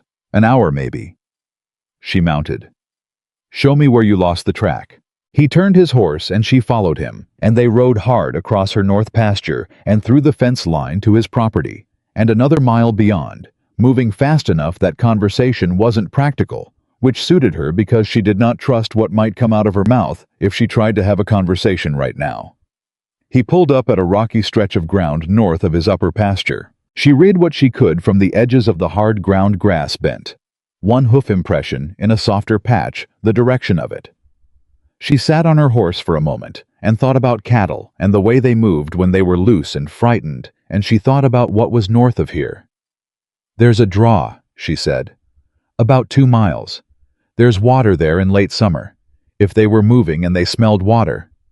"They'd have gone for it," Caleb finished. She was already moving. She found them in this draw, as she had thought, both of them standing in the shallow water at the bottom. Calm now, cattle having the short emotional memory that made them both difficult and manageable. She and Caleb worked them out of the draw together, moving without needing to discuss it. Each of them, reading the animals and the situation and filling the gaps. The other left, and she noted somewhere in the part of her mind that was always observing things. She was not ready to think directly about that working alongside him felt as natural as working alone and considerably more effective. They got all 4 cattle penned by 9 in the morning. She fixed the gate herself, and she fixed it with a new latch that required a specific sequence to open, and she fixed the fence on either side of the gate too, checking every post, every wire, every point where something could be interfered with. Caleb watched her work without offering to help because she needed to do this herself, and he understood that without being told. When she was done, she stood with her hands on the top rail of the fence and looked at her south pasture and breathed. "He can't touch the water rights," she said. "Those are filed, so he went after the cattle instead." "Yes," Caleb said. "Can't prove it was him." "No," he said. "Not with what we have." She turned around. "Boot prints by the gate, 3 sets. I didn't disturb them." He looked at her. "I want someone to see them," she said. "Someone official, before weather takes them." He nodded slowly. "Reverend Aldous knows Deputy Crane fairly well. Crane's not Webb or Marsh's kind of man." "Can you get Crane out here today?" "I'll ride in now." She put her hand on his arm before she had consciously decided to. Just briefly. Just the pressure of fingers on a forearm there and then gone. "Thank you." He looked at the place where her hand had been, and then he looked at her face, and there was something in his expression that was too full to be held easily, that wanted to be more than what either of them had given it permission to be yet. "I'll be back within the hour," he said. He rode. She went inside and made coffee, and stood in her kitchen and let herself feel it. The anger first hard and cold, and clarifying the anger of someone who has spent 4 years being patient with a situation. She now understood had never deserved her patience because it had not been about her competence or her worthiness, but about 40 acres of south pasture and one man's bottomless conviction that what he wanted superseded what someone else legally owned. The anger was clean.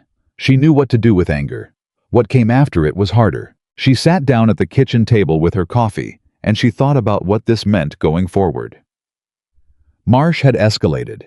He had moved from working through institutions, through Webb, through Fitch, through the quiet influence of a man who knew how to make things difficult without leaving fingerprints to something physical, to showing up on her property in the night and opening her gate and scattering her livestock. It meant the institutional route had been closed to him. It meant the water rights filing and the Webb letter and the estate documentation had worked, and he knew it, and he had moved to the only other tool available to a man who had decided he was going to win. Which meant he was more cornered than she had thought. Cornered men do things. Caleb had said that. She had thought she was ready for it. Sitting here in her kitchen with her coffee cooling between her hands, she was less certain that ready was the right word. But she was not afraid. She had moved through the fear in the south pasture when she saw the open gate, and on the other side of it was something harder and quieter and more useful. She was not going to lose her land. Deputy Crane arrived before noon. A methodical man in his 40s, with the deliberate unhurriedness of someone who had learned that rushing through evidence collection was a good way to collect the wrong evidence. He looked at the boot prints without touching them, crouched down, looked at the latch, looked at the prints again, and wrote in his notebook for several minutes without speaking. 3 people, he said finally. 2 of the prints are similar enough in size and tread that they might be the same type of boot. The third is smaller. What does that tell you? Amelia said. Tells me this was organized rather than opportunistic, Crane said. He stood up. An opportunist doesn't bring 2 other people. This was planned. He looked at her. You have any idea who'd have reason? She told him about Marsh. About the original offer, about the estate correspondence, about the 3 years of interference with her credit. About the drive past her property line after she and Fitch had spoken on the boardwalk. Crane wrote all of it down. I can't charge a man for a drive past a road, he said when she finished. And the boot prints don't have names on them. He paused. But I can have a conversation. With Marsh and with Fitch. The kind of conversation that makes it clear someone with a badge is paying attention. That's all I'm asking, she said, Crane looked at her with the direct gaze of a man who has spent enough time in his work to recognize the difference between someone with a grudge and someone with a legitimate problem. "You've been dealing with this alone for 4 years," he said. It was not a question. "Yes," she said. "Should have come to me sooner," he said. "Not telling you you did anything wrong. Just—" He looked at his notebook. "Some of this could have been addressed earlier." "I know," she said. For the second time in a week, she said it without defensiveness, just acknowledgement. She was getting better at that. Crane left. Caleb stayed. He stayed for dinner, which Amelia made with the focused economy of someone who needs to be doing something with their hands. She made it from what she had, beans, salt pork, cornbread in the skillet, and she set it on the table, and they sat across from each other, and she was aware, eating in the ordinary quiet of the end of a hard day, that this had become a pattern. Him here, her here. The two of them moving through the practical business of whatever the day had brought without it requiring explanation or justification. She did not know exactly when that had happened. She knew it had. "He's going to do something else," she said. "Probably," Caleb said. But now Crane is watching. "Marsh doesn't frighten easily." "No," he agreed. "But he's a practical man under everything else. Practical men calculate risk." He looked at her across the table. "The risk got higher today. He knows that. Or he doubles down because losing is intolerable to him. That's possible too." She put down her fork. She looked at him. "Which do you think it is?" He considered it the way he considered things, actually thinking it through, rather than producing the nearest available answer. "I think he's going to try one more time to find a lever," he said. "Something he missed, something he thinks he can still use. And I think if he can't find one, he backs off. Not because he's a good man, because he's the kind of man who only fights when he thinks he can win. And if he finds a lever, then we deal with it." She nodded. "We." She noticed it. She did not remark on it. But she noticed it the same way she had been noticing things about Caleb Whitmore for weeks now. The accumulation of small, significant details that were collectively telling her something she had been waiting to be certain of before she allowed herself to hear it. "There's something I've been thinking about," she said. He waited.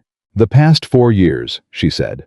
"I've been so focused on proving I could do this alone that I think I made being alone into the goal, instead of just—" She stopped. Tried again. "The goal was always the land. Keeping the land. Running it well. Making it what my father believed it could be." She paused. "Somewhere in there I confused the means with the end." Caleb was very still. "I told myself that needing anyone was the same as failing," she said. "I told myself that for so long that I started believing it. And the believing made me—" She looked at her hands on the table. "It made me refuse things I didn't need to refuse. It made me turn away help that wasn't charity. It made me very good at surviving and not very good at anything else." The room held the silence for a moment. "You let me help with the roof," he said quietly. "I did," she said. "And the joists." "Yes. And the bank and the county clerk and today." He paused. "You let me stand beside you on a boardwalk when Fitch came across the street." "Yes," she said. "I did." "That's not someone who doesn't know how to accept help," he said. "That's someone who learned the difference between help that costs something and help that doesn't." He met her eyes. "You learned it late. That doesn't mean you didn't learn it." She looked at him for a long moment. "Why do you do that?" she said. "Do what?" "You always—" She stopped. "Every time I get close to being hard on myself, you correct the record. Like you're keeping an account of what's actually true, and you can't stand to let the wrong version stand." He was quiet for a moment. "Because the wrong version has been standing for a long time," he said. "And someone should have corrected it sooner, since nobody else did." He stopped. Something in his face was doing something she had not seen it do before. Not shutting down, not recalibrating, but opening the way. A thing opens when it has been held closed long enough, and the holding has become more effortful than the opening. "I reckon that's become my job," he said, "if you'll let it be."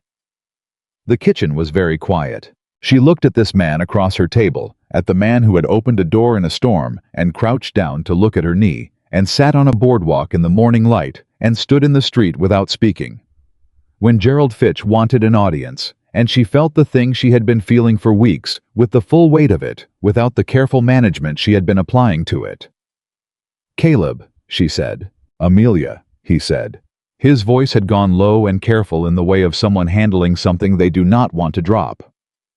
"I don't know how to do this," she said. "I want to be honest about that.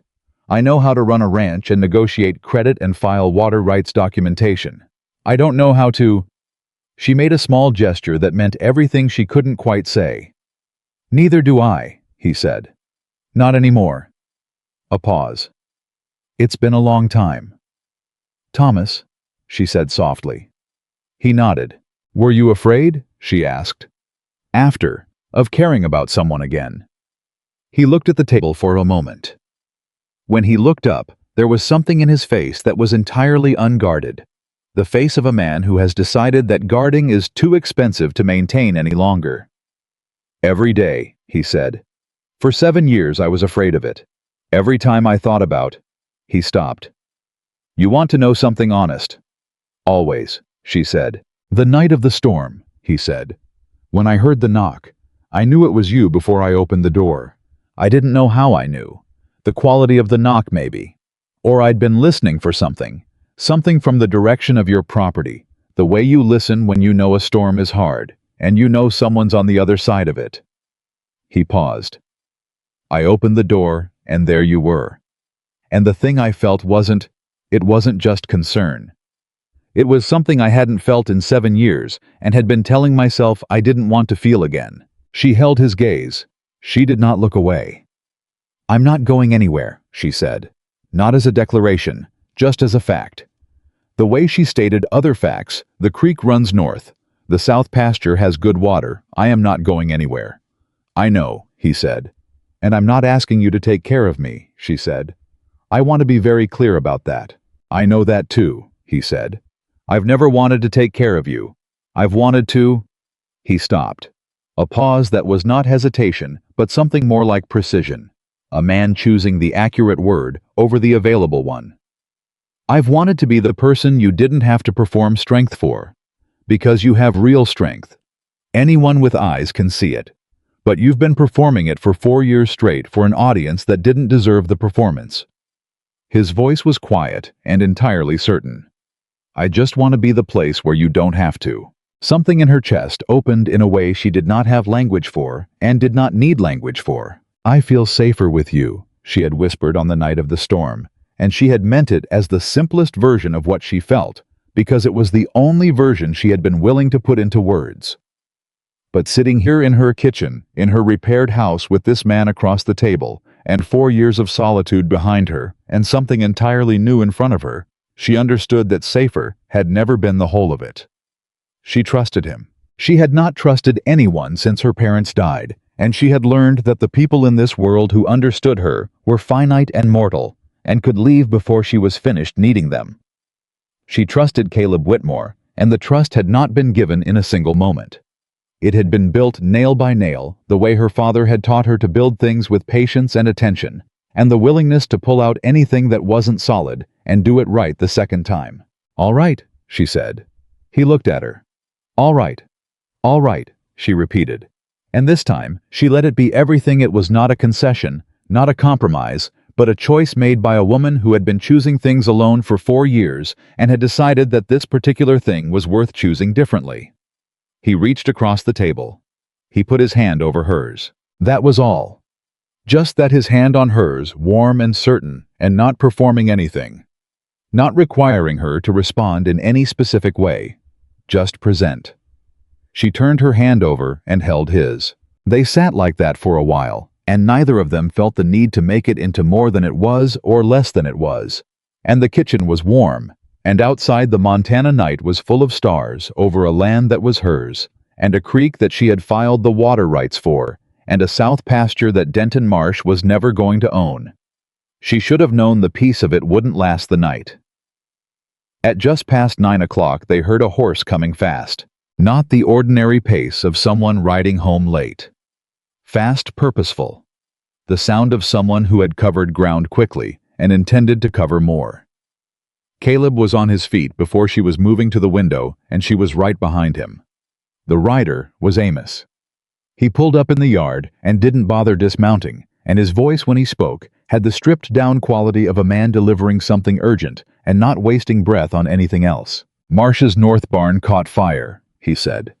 "About an hour ago. They put it out. Nobody hurt." He paused. "But Marsh is telling anyone who'll listen that it started on the fence line with your property." Amelia went still. "That's not possible," she said. "I know that," Amos said. "You know that. Marsh knows that." His voice was flat. "He's already talked to Crane." She looked at Caleb. Caleb's face had gone to the expression she had come to recognize as the one he wore when something bad was being absorbed and catalogued and responded to in the correct order. He was not alarmed. He was focused. "Where were you tonight?" he said to her. Not as a question, as a man rapidly accounting for what they had and what they needed. "Here," she said. "All evening. You were here." "Yes," he said. "All evening." "Amos," she said. "Who told you?" "Jim Colby came by," Amos said. "He heard Marsh at the general store, said Marsh was specific, said the fire started at the shared fence line and that your property was the source." She thought about it fast. "There's nothing on my side of that fence line that could start a fire. I haven't burned anything since spring brush clearing, and I have the dated notation in my ranch book." "That's provable," Caleb said. "Yes. And I'm a witness to your whereabouts tonight." "Yes. And Deputy Crane was on your property today," he said. "He knows the state of your fence line. He saw it himself." She breathed out. "Marsh overplayed." "Yes," Caleb said. "He panicked," she said. And the understanding arrived with a particular clarity. Marsh had seen Crane's visit today, had understood that the ground was shifting under him faster than he'd anticipated, and had reached for a story before he had a story that could hold. "He's making this up, and he made it up too fast. And there are too many people who know too many things for it to hold." "I'll go see Crane tonight," Caleb said. "Now before Marsh has more time to build on it. I'll come with you." "Amelia." "I'll come with you," she said again, and her voice had the particular quality it had on a boardwalk when she looked at Denton Marsh and told him she knew exactly what she was doing. "This is my name he's using. I'm going to be in the room." Caleb looked at her for one moment. Then he said, "Get your coat."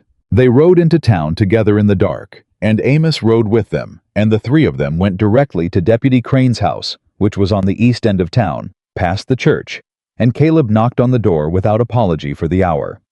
Crane opened it in his shirt sleeves, with the expression of a man who had not been asleep, but had been considering whether tonight was going to require him to do more work. "Whitmore," he said. Then he saw Amelia behind him. "Miss Whitlock." He stood aside. "Come in." They told him everything in the order it had happened. Amelia spoke first because it was her name and her land, and she had decided in the saddle on the way into town that she was done with the version of events where other people spoke for her when she was capable of speaking. She told Crane about the evening, the time Caleb had arrived, the time Amos had arrived, the sequence of the night. She told him about her ranch book notation on the spring brush clearing. She offered to produce the book. Crane listened to all of it with the same methodical attention he had brought to the boot prints that morning. "Marsh came to see me an hour ago," Crane said when she finished. "He made the claim you've described. He was—" a pause. "He was agitated, more than the situation warranted." "He's running," Caleb said. "That's my read," Crane said. He looked at Amelia. "I've already noted that I was on your property today and observed the south pasture fence line. I noted the condition of it." Another pause.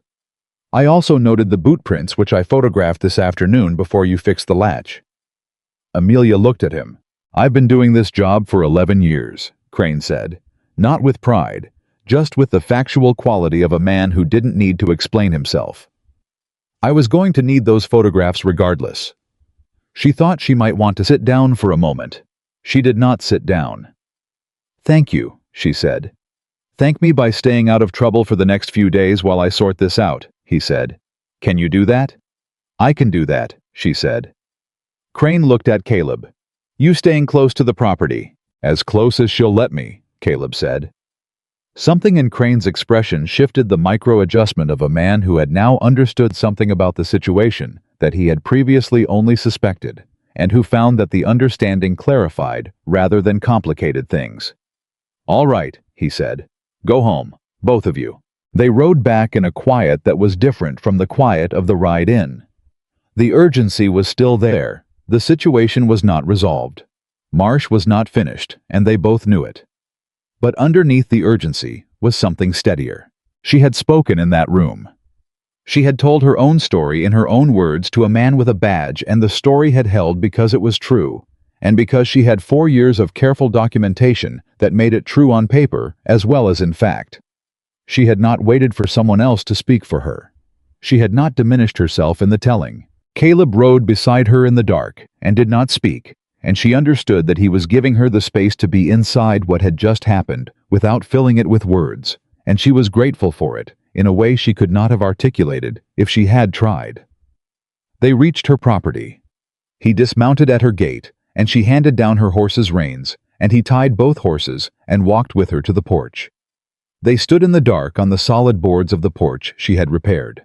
He's losing, she said. Yes, Caleb said. He is. It doesn't feel like winning. It doesn't usually, he said. Not at this stage. It feels like holding on. She looked at him. Is that what this is, holding on? He looked back at her, and the dark was not so dark that she couldn't see his face, and his face was doing the thing again, the open thing, the thing that had stopped being held shut sometime in the last hour and was simply present now, unmanaged. No, he said quietly. I don't think that's what this is at all. She stepped closer to him. Not dramatically. Not closing the distance in a single motion that would have required its own kind of performance. Just one step and the reduction in the space between them and the world, making some small internal adjustment to account for the change. He did not move back. He did not move toward her either. Not yet, not assuming, but he did not move back, and his hands, which had been at his sides, came up slightly, not reaching, but ready, the gesture of a man who had learned the difference between what he wanted and what he had been invited to. Caleb, she said.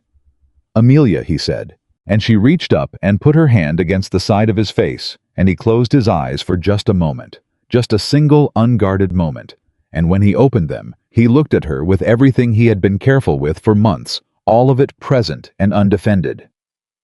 I meant what I said at the table, he said. His voice was low and certain. I'm not going anywhere. I know, she said. And I'm not asking for anything you're not ready to give. I know that too, she said. That's partly why I'm standing here. He put his hand over her where it rested against his face. The same gesture he had made across the kitchen table, warm and certain and without performance. And they stood like that on her solid porch, with the Montana stars over everything, and the sound of the creek in the distance, the creek whose water rights were now filed and documented, and legally hers. She thought about the night of the storm.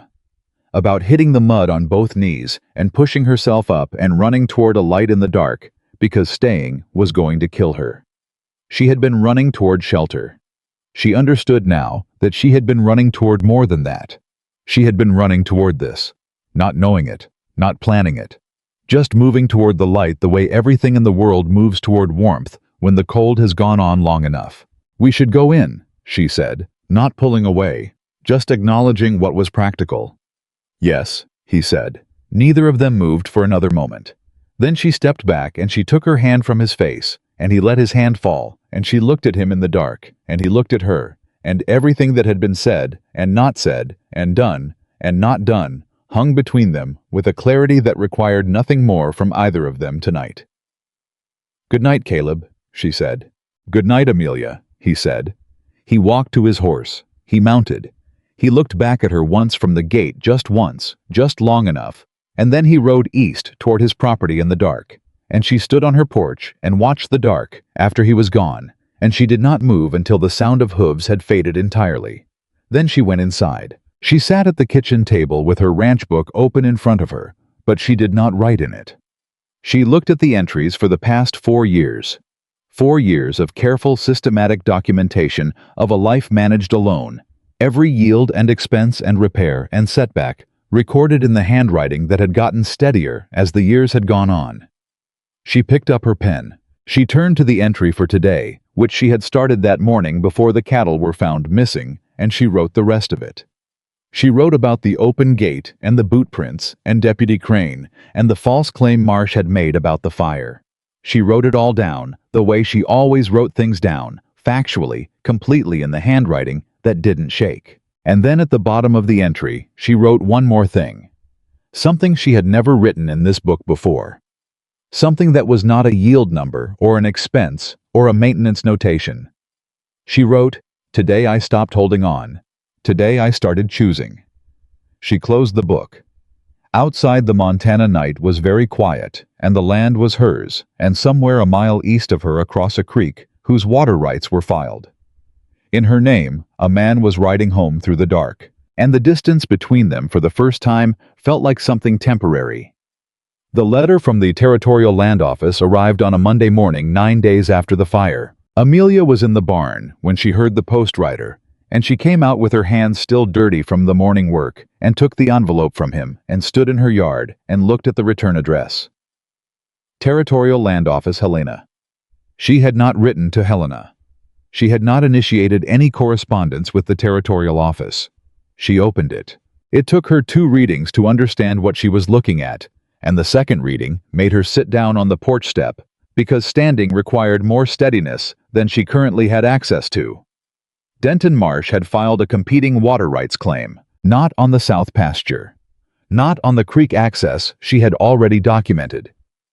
He had gone further back, had dug into the original homestead filing for the Whitlock property, and found a clerical error in the 1871 survey, a boundary discrepancy of approximately 300 yards on the eastern edge of her property, and had used that discrepancy to argue that the creek access she had filed water rights on was not in fact within the legal boundaries of her land. He had filed the claim 6 days ago. The Territorial Office was notifying her as the affected party. She had 30 days to respond with documentation. She read it a third time. She put the letter in her lap and looked at the yard in front of her at the barn her father had built at the fence line. She had repaired a dozen times at the south pasture gate with its new latch, and she felt something move through her that was not panic and was not defeat, but was the cold, clarifying recognition of a woman who has just understood exactly how far her enemy is willing to go. He had gone to Helena. He had hired someone to go through survey records from 1871. He had found a discrepancy that had existed for 18 years without anyone knowing or caring, and he had weaponized it because everything else she had done had worked, and he had run out of ground-level options, and this was what was left. She was still sitting there when Caleb rode in. He read her face before he dismounted, and he was off his horse and on the porch beside her before she had assembled what she was going to say. She handed him the letter. He read it. He read it again. His expression did not collapse into alarm or perform outrage. It did the thing she had come to depend on. It went still and focused and thought. "Survey discrepancy," he said. "1871, she said. "Before my father purchased the property. He bought it in 1873 with a survey that reflected the existing boundary markers. If there was an error in the original survey, he didn't know about it. Neither did the county recorder who accepted the filing. But Marsh knows about it now." "Yes." Caleb handed the letter back. "Who did the 1871 survey?" She looked at the letter. "A man named Edmund Carr, territorial surveyor." "Is Carr still practicing?" "I don't know." "If he is," Caleb said, "and if that discrepancy was a known issue at the time, something he noted and the territory failed to correct, then the error is the territory's problem, not yours." She looked at him. "Your father purchased the property in good faith using a county-accepted survey," he said. 18 years of uncontested boundary. 18 years of tax payments on that land. 18 years of water use." He paused. "Marsh can file whatever he wants. That doesn't mean it holds." "It means I need a lawyer," she said. "Yes." "I don't have money for a lawyer." "I do," he said. She looked at him directly. "Caleb, not charity," he said with the immediate certain tone of a man who had anticipated this exact response. "A loan documented at whatever terms you set. or an investment in a property that I have watched for 4 years and consider sound. He held her gaze. Either way. But you need a lawyer by the end of this week, and I have the means to make that happen, and I am not going to watch you lose this land, because Denton Marsh hired someone to dig through 18-year-old survey records while you were fixing your own roof. The morning was very quiet around them. She looked at the letter. She looked at him. Terms I set, she said. Terms you set, he confirmed. I'll write it down. I know you will, he said. And something in his voice was so entirely without condescension, so completely the voice of a man who expected her to write it down and respected her for it, that she felt the thing she always felt when he was exactly who he was without effort. All right, she said. We need to find Edmund Carr. They found Edmund Carr 3 days later, which was not where either of them had expected to find him, not in Helena, not in any of the active surveying offices Caleb had contacted, but in Billings, retired 71 years old, and possessed of a memory that had not softened at the edges the way most things do at 71. The lawyer. Caleb hired a woman named Dorothea Haynes, who had practiced territorial law in Helena for 12 years, and had the particular composure of someone who had won arguments in rooms that hadn't wanted her in them, wrote to Carr directly. His response arrived within the week. Amelia read it at the kitchen table with Dorothea Haynes sitting across from her and Caleb standing at the window. Edmund Carr had made note of the survey discrepancy in 1871.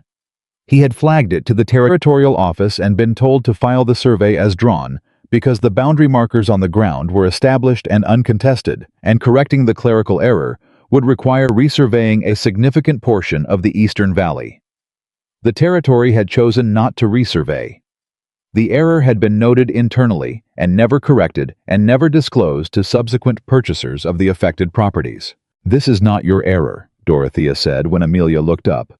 This is the territory's error. Marsh's claim relies on a discrepancy that the territory was obligated to correct and failed to. His argument is with the territorial office, not with you. Can he win it? Amelia said. Against you, no. Dorothea's voice had the efficient certainty of someone who was not in the habit of saying things she didn't mean. Your father purchased in good faith. You inherited in good faith. 18 years of established use documented tax payments, and now a letter from the original surveyor confirming the territory had notice of the discrepancy. Marsh has no case, but he has a filing, Amelia said, which means 30 days of uncertainty while the territorial office decides that. Yes, Dorothea said. I'll file our response today. Given the surveyor's letter, I expect the office to dismiss Marsh's claim within 2 weeks. And if they don't, Dorothea looked at her with the direct gaze of a woman who did not traffic in false reassurance. Then we go to territorial court and we win there. It will take longer and cost more, but we win. Carr's letter alone is sufficient. Amelia nodded. She folded the letter carefully and put it in her notebook. She would add it to the file she had been building since the day she walked into Harlan Webb's office, the file that was becoming a complete documented history of Denton Marsh's campaign against her, every piece of it dated and sourced and cross-referenced. Miss Whitlock, Dorothea said, and her voice had changed, slightly shifted out of the professional register into something more direct. I've been practicing law in this territory for 12 years. I've seen a great many cases involving women and land. Most of them don't end the way this one is going to end. Amelia looked at her. You built this case yourself, Dorothea said. The documentation, the chronology, the connections between Marsh's actions. Most people in your situation would have had one piece of it. You have all of it. She paused. I want you to know that. Amelia was quiet for a moment. I've kept good records, she said. You've kept exceptional records, Dorothea said. That's not the same thing. She left an hour later, and Caleb stayed, and neither of them spoke for a while after the door closed, and the quiet was the quiet of two people who have just heard something important and are sitting inside it. She's right, Caleb said. I know, Amelia said. You built this. We built it, she said. You found Percy. You talked to Crane. You were on the boardwalk. I was beside you, he said. You built it. There's a difference. She looked at him. Stop arguing with my compliments, he said, and the warmth in his voice was entirely unguarded. Entirely genuine, and she laughed a real laugh. Not the short, sharp surprise of the laugh she had produced on the night of the storm, but a full one, the laugh of a woman who is not performing comfort, but feeling it. He smiled. That full, uncontained smile she had been seeing more of in recent weeks, the one that transformed his face into something younger and more available than his usual careful composure. "I want to tell you something," he said. She waited. "I came to this valley 7 years ago because I needed to be somewhere I hadn't been before," he said. "Somewhere that didn't have Thomas in it, and Ellen and the house we'd built, and the winter that took everything." He paused. "I thought what I needed was distance from what I'd had. I thought if I could get far enough from it, He stopped, started again. The shape of it would stop being so present, the shape of having a family, of coming home to people. She did not move. She did not speak. She gave him the full space of what he was saying. "It doesn't work that way," he said. "You can't distance yourself from what you want. You just carry it further." He looked at her. 7 years of carrying it further. And then one night there was a storm, and you knocked on my door hard enough that the sound of it told me exactly who was on the other side. And I opened the door, and you were standing there. His voice had gone lower.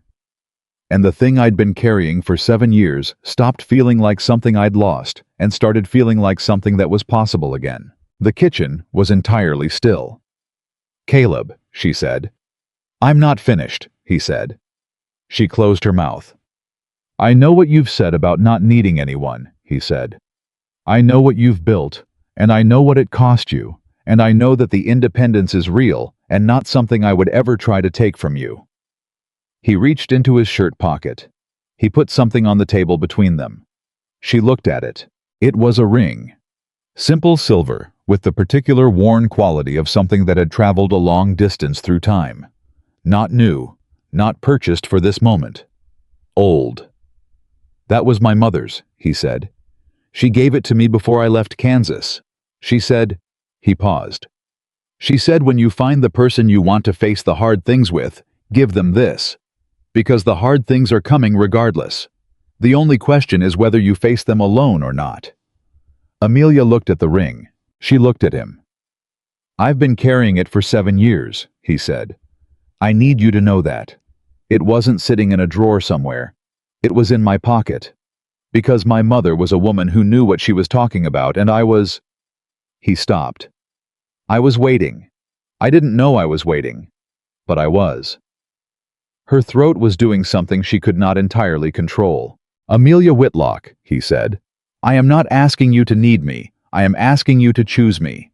The way you told me you'd learn to choose things clearly with your eyes open, knowing exactly what you're choosing and why." He held her gaze. "Would you marry me?" She looked at the ring. She looked at the man who had opened a door and never made her feel small and stood on a boardwalk and found a surveyor in Billings and put his hand over hers across a table and said, "Good, just good," and meant it as entirely as anything had ever been meant. She thought about the entry she had written in her ranch book. "Today I stopped holding on. Today I started choosing." She picked up the ring. She held it in her palm for a moment. The weight of it, the warmth it had taken from his body. 7 years in a pocket, because his mother had known what she was talking about. "Yes," she said. She said it the way she said the things she meant, without decoration, without the performance of certainty. Just the word itself, clean and complete. He let out a breath. Just one. The breath of a man who has been holding something for a very long time and has been given permission to put it down. He reached across and took the ring from her palm, and he put it on her finger, and his hands were steady, and she let him. And when he looked up from her hand to her face, there was nothing guarded in his expression, nothing managed or careful or held at a safe distance. Just the open face of a man who had found his way back to something he had believed was gone. She put her other hand over his. "Your mother was a wise woman," she said. "She would have liked you considerably," he said. "How do you know?" "Because you're the kind of woman who makes men want to be better than they are," he said. "And my mother had no patience for the other kind." He paused. "She'd have sat on your porch and talked your ear off for 3 hours. Amelia laughed again, and this time the laugh had no restraint in it at all. Dorothea Haynes filed the response to Marsh's territorial claim on a Thursday. The territorial office dismissed Marsh's filing 11 days later, citing established prior use, good faith purchase, and the original surveyor's documented notification to the territory of the 1871 discrepancy. The dismissal letter noted that the boundary markers on the ground established and uncontested for 18 years would stand as the legal boundaries of the Whitlock property. Amelia read the dismissal letter at her kitchen table and set it in the file with everything else, and closed the file and put it on the shelf beside the letter from Harlan Webb. And she stood there for a moment and looked at the shelf. 4 years of fighting documented and dated and filed in chronological order. 30 days of the sharpest fight she had ever faced. And it was done. Deputy Crane came by that afternoon to tell her that Denton Marsh had been questioned regarding the cattle incident and had declined to admit involvement, but had also, in Crane's professional assessment, declined in the way of a man who understood that the accounting had been made and would not be forgotten. Gerald Fitch had left Red Willow 2 weeks prior, taking a position in a town 3 days' ride east, which the general store had treated as a neutral development and which Amelia treated as the information it actually was. "You won't have more trouble from that direction," Crane said. Not as a promise, as an assessment from a man who had watched the situation resolve and knew what resolution looked like. "Thank you, Deputy," she said. "You did the work," he said. "I just had a badge." He left. She went back to her barn. She had cattle to check and a fence to walk on the north side, and 3 weeks of deferred maintenance that had accumulated during the hardest month she had spent on this land since the first winter after her parents died. She worked through the afternoon with the focused rhythm of someone who knows exactly what they are doing and why they are doing it. And somewhere in the middle of the fence walk, she realized that the exhaustion she had been carrying for 4 years, the specific bone-deep weight of doing everything alone and being afraid that stopping meant failing, was not there. Not gone. Not erased by a ring on her finger or a legal dismissal or a deputy's assessment. But different. Lighter in the particular way that a thing becomes lighter when you stop carrying it alone. She finished the fence walk. She made notes in her ranch book. She went inside and started supper. Caleb came at 6 as he had been doing for weeks now, with the ease of a pattern that had established itself without requiring either of them to formally establish it. He came in through the back door and washed his hands at the basin and looked at her over his shoulder and said, "Fence on the north side. 3 posts need resetting," she said. "South end of the run, nothing urgent." "I'll do them tomorrow." "I can do them." "I know you can," he said. "I'll do them tomorrow." She handed him the wooden spoon and pointed at the pot on the stove. "Stir that." He stirred it. She watched him standing at her stove stirring the pot she had started in the kitchen her father had built, and she had fought to keep, and she thought about the version of herself who had stood at this stove alone for 4 years and told herself that alone was safe and safe was enough. She had been wrong about that, not about the strength. The strength was real. She had needed every bit of it, and she would need it again because this land and this life would keep demanding it. But she had been wrong about the alone. She had confused the means and the end, the way she had told him at this very table, had made the solitude into the point, when the point had always been the land and the life, and the question of what kind of woman she was going to be inside it. The kind of woman she was going to be was this capable and documented and unintimidated with a ring on her finger that had traveled from Kansas in a man's shirt pocket for 7 years and a water rights filing in her name at the county clerk's office, and a shelf full of documentation that told the complete story of a woman who had not been broken by any of the things that had tried to break her. "Caleb," she said. Hank Delaney asked me yesterday if we'd set a date." He looked at her from the stove. "What did you tell him?" "I told him we hadn't talked about it yet." "Spring," he said. "After the planting, when the valley's at its best." She looked at him. "That's very decided for a man who said he was asking and not telling." "I'm asking," he said. "Is spring all right?" "Spring is all right," she said. He turned back to the pot. She set the table for 2. The news traveled through Red Willow, the way news always traveled fast and not entirely accurately. By the following market day, Margaret Colby had opinions about it, and Clara Delaney had reconsidered hers, and Nora Aldous had already begun planning what she would bring to the wedding, which she announced to Amelia directly, with the bright certainty of a woman who considered feeding people at important occasions both a right and a responsibility. "You should have the ceremony near the creek," Nora said. "By the south pasture. The light there in late spring is—" "We'll think about it," Amelia said. "Think fast," Nora said. "Good dates go quickly." Reverend Aldous, who was present for this conversation, and had the particular smile of a man who had suspected this outcome for some time, and was gratified to have been right, shook Caleb's hand with the warmth of someone who genuinely meant the congratulations he was offering. "Your father's ring," he said quietly in an aside to Caleb. "Mother's," Caleb said. Aldous nodded once with the expression of someone who understood the weight of that and did not need to make more of it than it was. The weeks that followed were ordinary weeks, which was itself extraordinary after the month that had preceded them. Amelia worked her land. Caleb worked his. They ate supper together more evenings than not and talked about practical things: the fall cattle count, the winter preparations, the 3 fence posts on the north, run the kitchen garden that had done better than expected, given the disruption of August.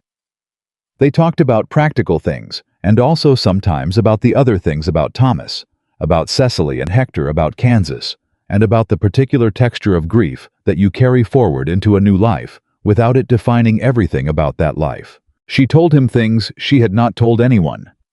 Not because the telling was easy, but because the keeping had become harder than the sharing, and she had a person now to share with who did not require her to perform any version of herself other than the one that was actually true. He told her things she suspected he had not said out loud since before he left Kansas. She received them the way he had received hers, with attention and without trying to fix them, because some things do not need fixing. They need witnessing, and the witnessing itself is the thing that allows them to be carried differently. One evening in late September, she was in the south pasture checking the fence line near the creek when she stopped walking and stood still and looked at the water. The creek was running at its normal late-season level, quieter than in spring, quieter than it had been on the night of the storm, but steady and clear, and doing what water does when it is in its proper place, and no one is interfering with its course. She had water rights filed on this creek. Documented. Legal. Unchallengeable. She had a ring on her finger that had waited in a pocket for 7 years for the right person to give it to. She had a ranch book with 4 years of entries, the last page of which read, "Today I stopped holding on. Today I started choosing." She had rebuilt her roof and her floor and the northeast corner of her bedroom, and the new lumber was sound and the work was good, and the house her father had built was standing stronger than it had been before the storm. She had none of the things she had lost. Her parents were still gone. The years of fighting were still spent. The loneliness had been real, and its cost had been real, and no amount of resolution made it otherwise. But she had not been broken by any of it. She had been shaped by it, pushed into the particular form of a woman who knew exactly what she was worth and had stopped waiting for the world to agree. A woman who had learned to say all right and mean it as a choice rather than a concession. A woman who had knocked on a door in a storm with everything she had left and had found on the other side of it something she had not known she was running toward until she was already inside it. She heard Caleb's horse. She turned. How was riding the fence line on his side of the creek, the way he sometimes did in the evenings, moving along the boundary between their 2 properties, with the ease of a man who knew this ground. He saw her, and he pulled up his horse and looked at her across the water. "Everything all right?" he called. "Everything's all right," she called back. He nodded. He didn't ride on immediately. He sat his horse on his side of the creek, and she stood on hers, and they looked at each other across the water that she had filed rights on, across the distance that had been a mile of unfamiliar ground on the night of the storm, and was now something entirely different, not a division, but a connection, a shared boundary between 2 people who had chosen each other with their eyes open and their records straight. "Supper in an hour," she said. "I'll be there," he said. He rode on. She watched him go, and she looked at the ring on her finger, and she looked at the creek, and she looked at the south pasture that Denton Marsh was never going to own, and Amelia Whitlock, who had spent 4 years proving she could survive without anyone's approval, and had finally completely proved it. Not to the town, not to Marsh, not to the women in the general store, but to herself in the hard, undecorated language of documented evidence and daily work, and a life maintained through sheer determined refusal to become less than she was, stood in her own pasture in the late September light, and understood something she had been moving toward for a long time. She had not found safety in Caleb Whitmore the night she ran through the storm. She had found something harder to come by and more worth having. She had found a witness. A person who saw her completely and chose her anyway, not despite the strength, not in spite of the stubbornness, not as a project or a rescue or a story he could tell about himself. Just her, as she was. Exactly and entirely as she was. She had spent 4 years surviving. She was done surviving. This was living, and she had chosen it, and she was never going to stop choosing it, not for any storm that came. Not for any man who wanted what was hers. Not for any town that had not learned yet how to see her correctly. She was Amelia Whitlock. She owned 140 acres of productive Montana land, and she had the documentation to prove every inch of it. She had a ring on her finger and supper on the stove, and a man riding home across the creek who had carried his mother's ring in his pocket for 7 years because he trusted that some things were worth waiting for. He had been right about that. So had she. She turned and walked back toward the house, and the ground under her feet was solid and known and entirely her own, and the life ahead of her was the life she had built and fought for and chosen, and it was enough. It was more than enough. It was everything.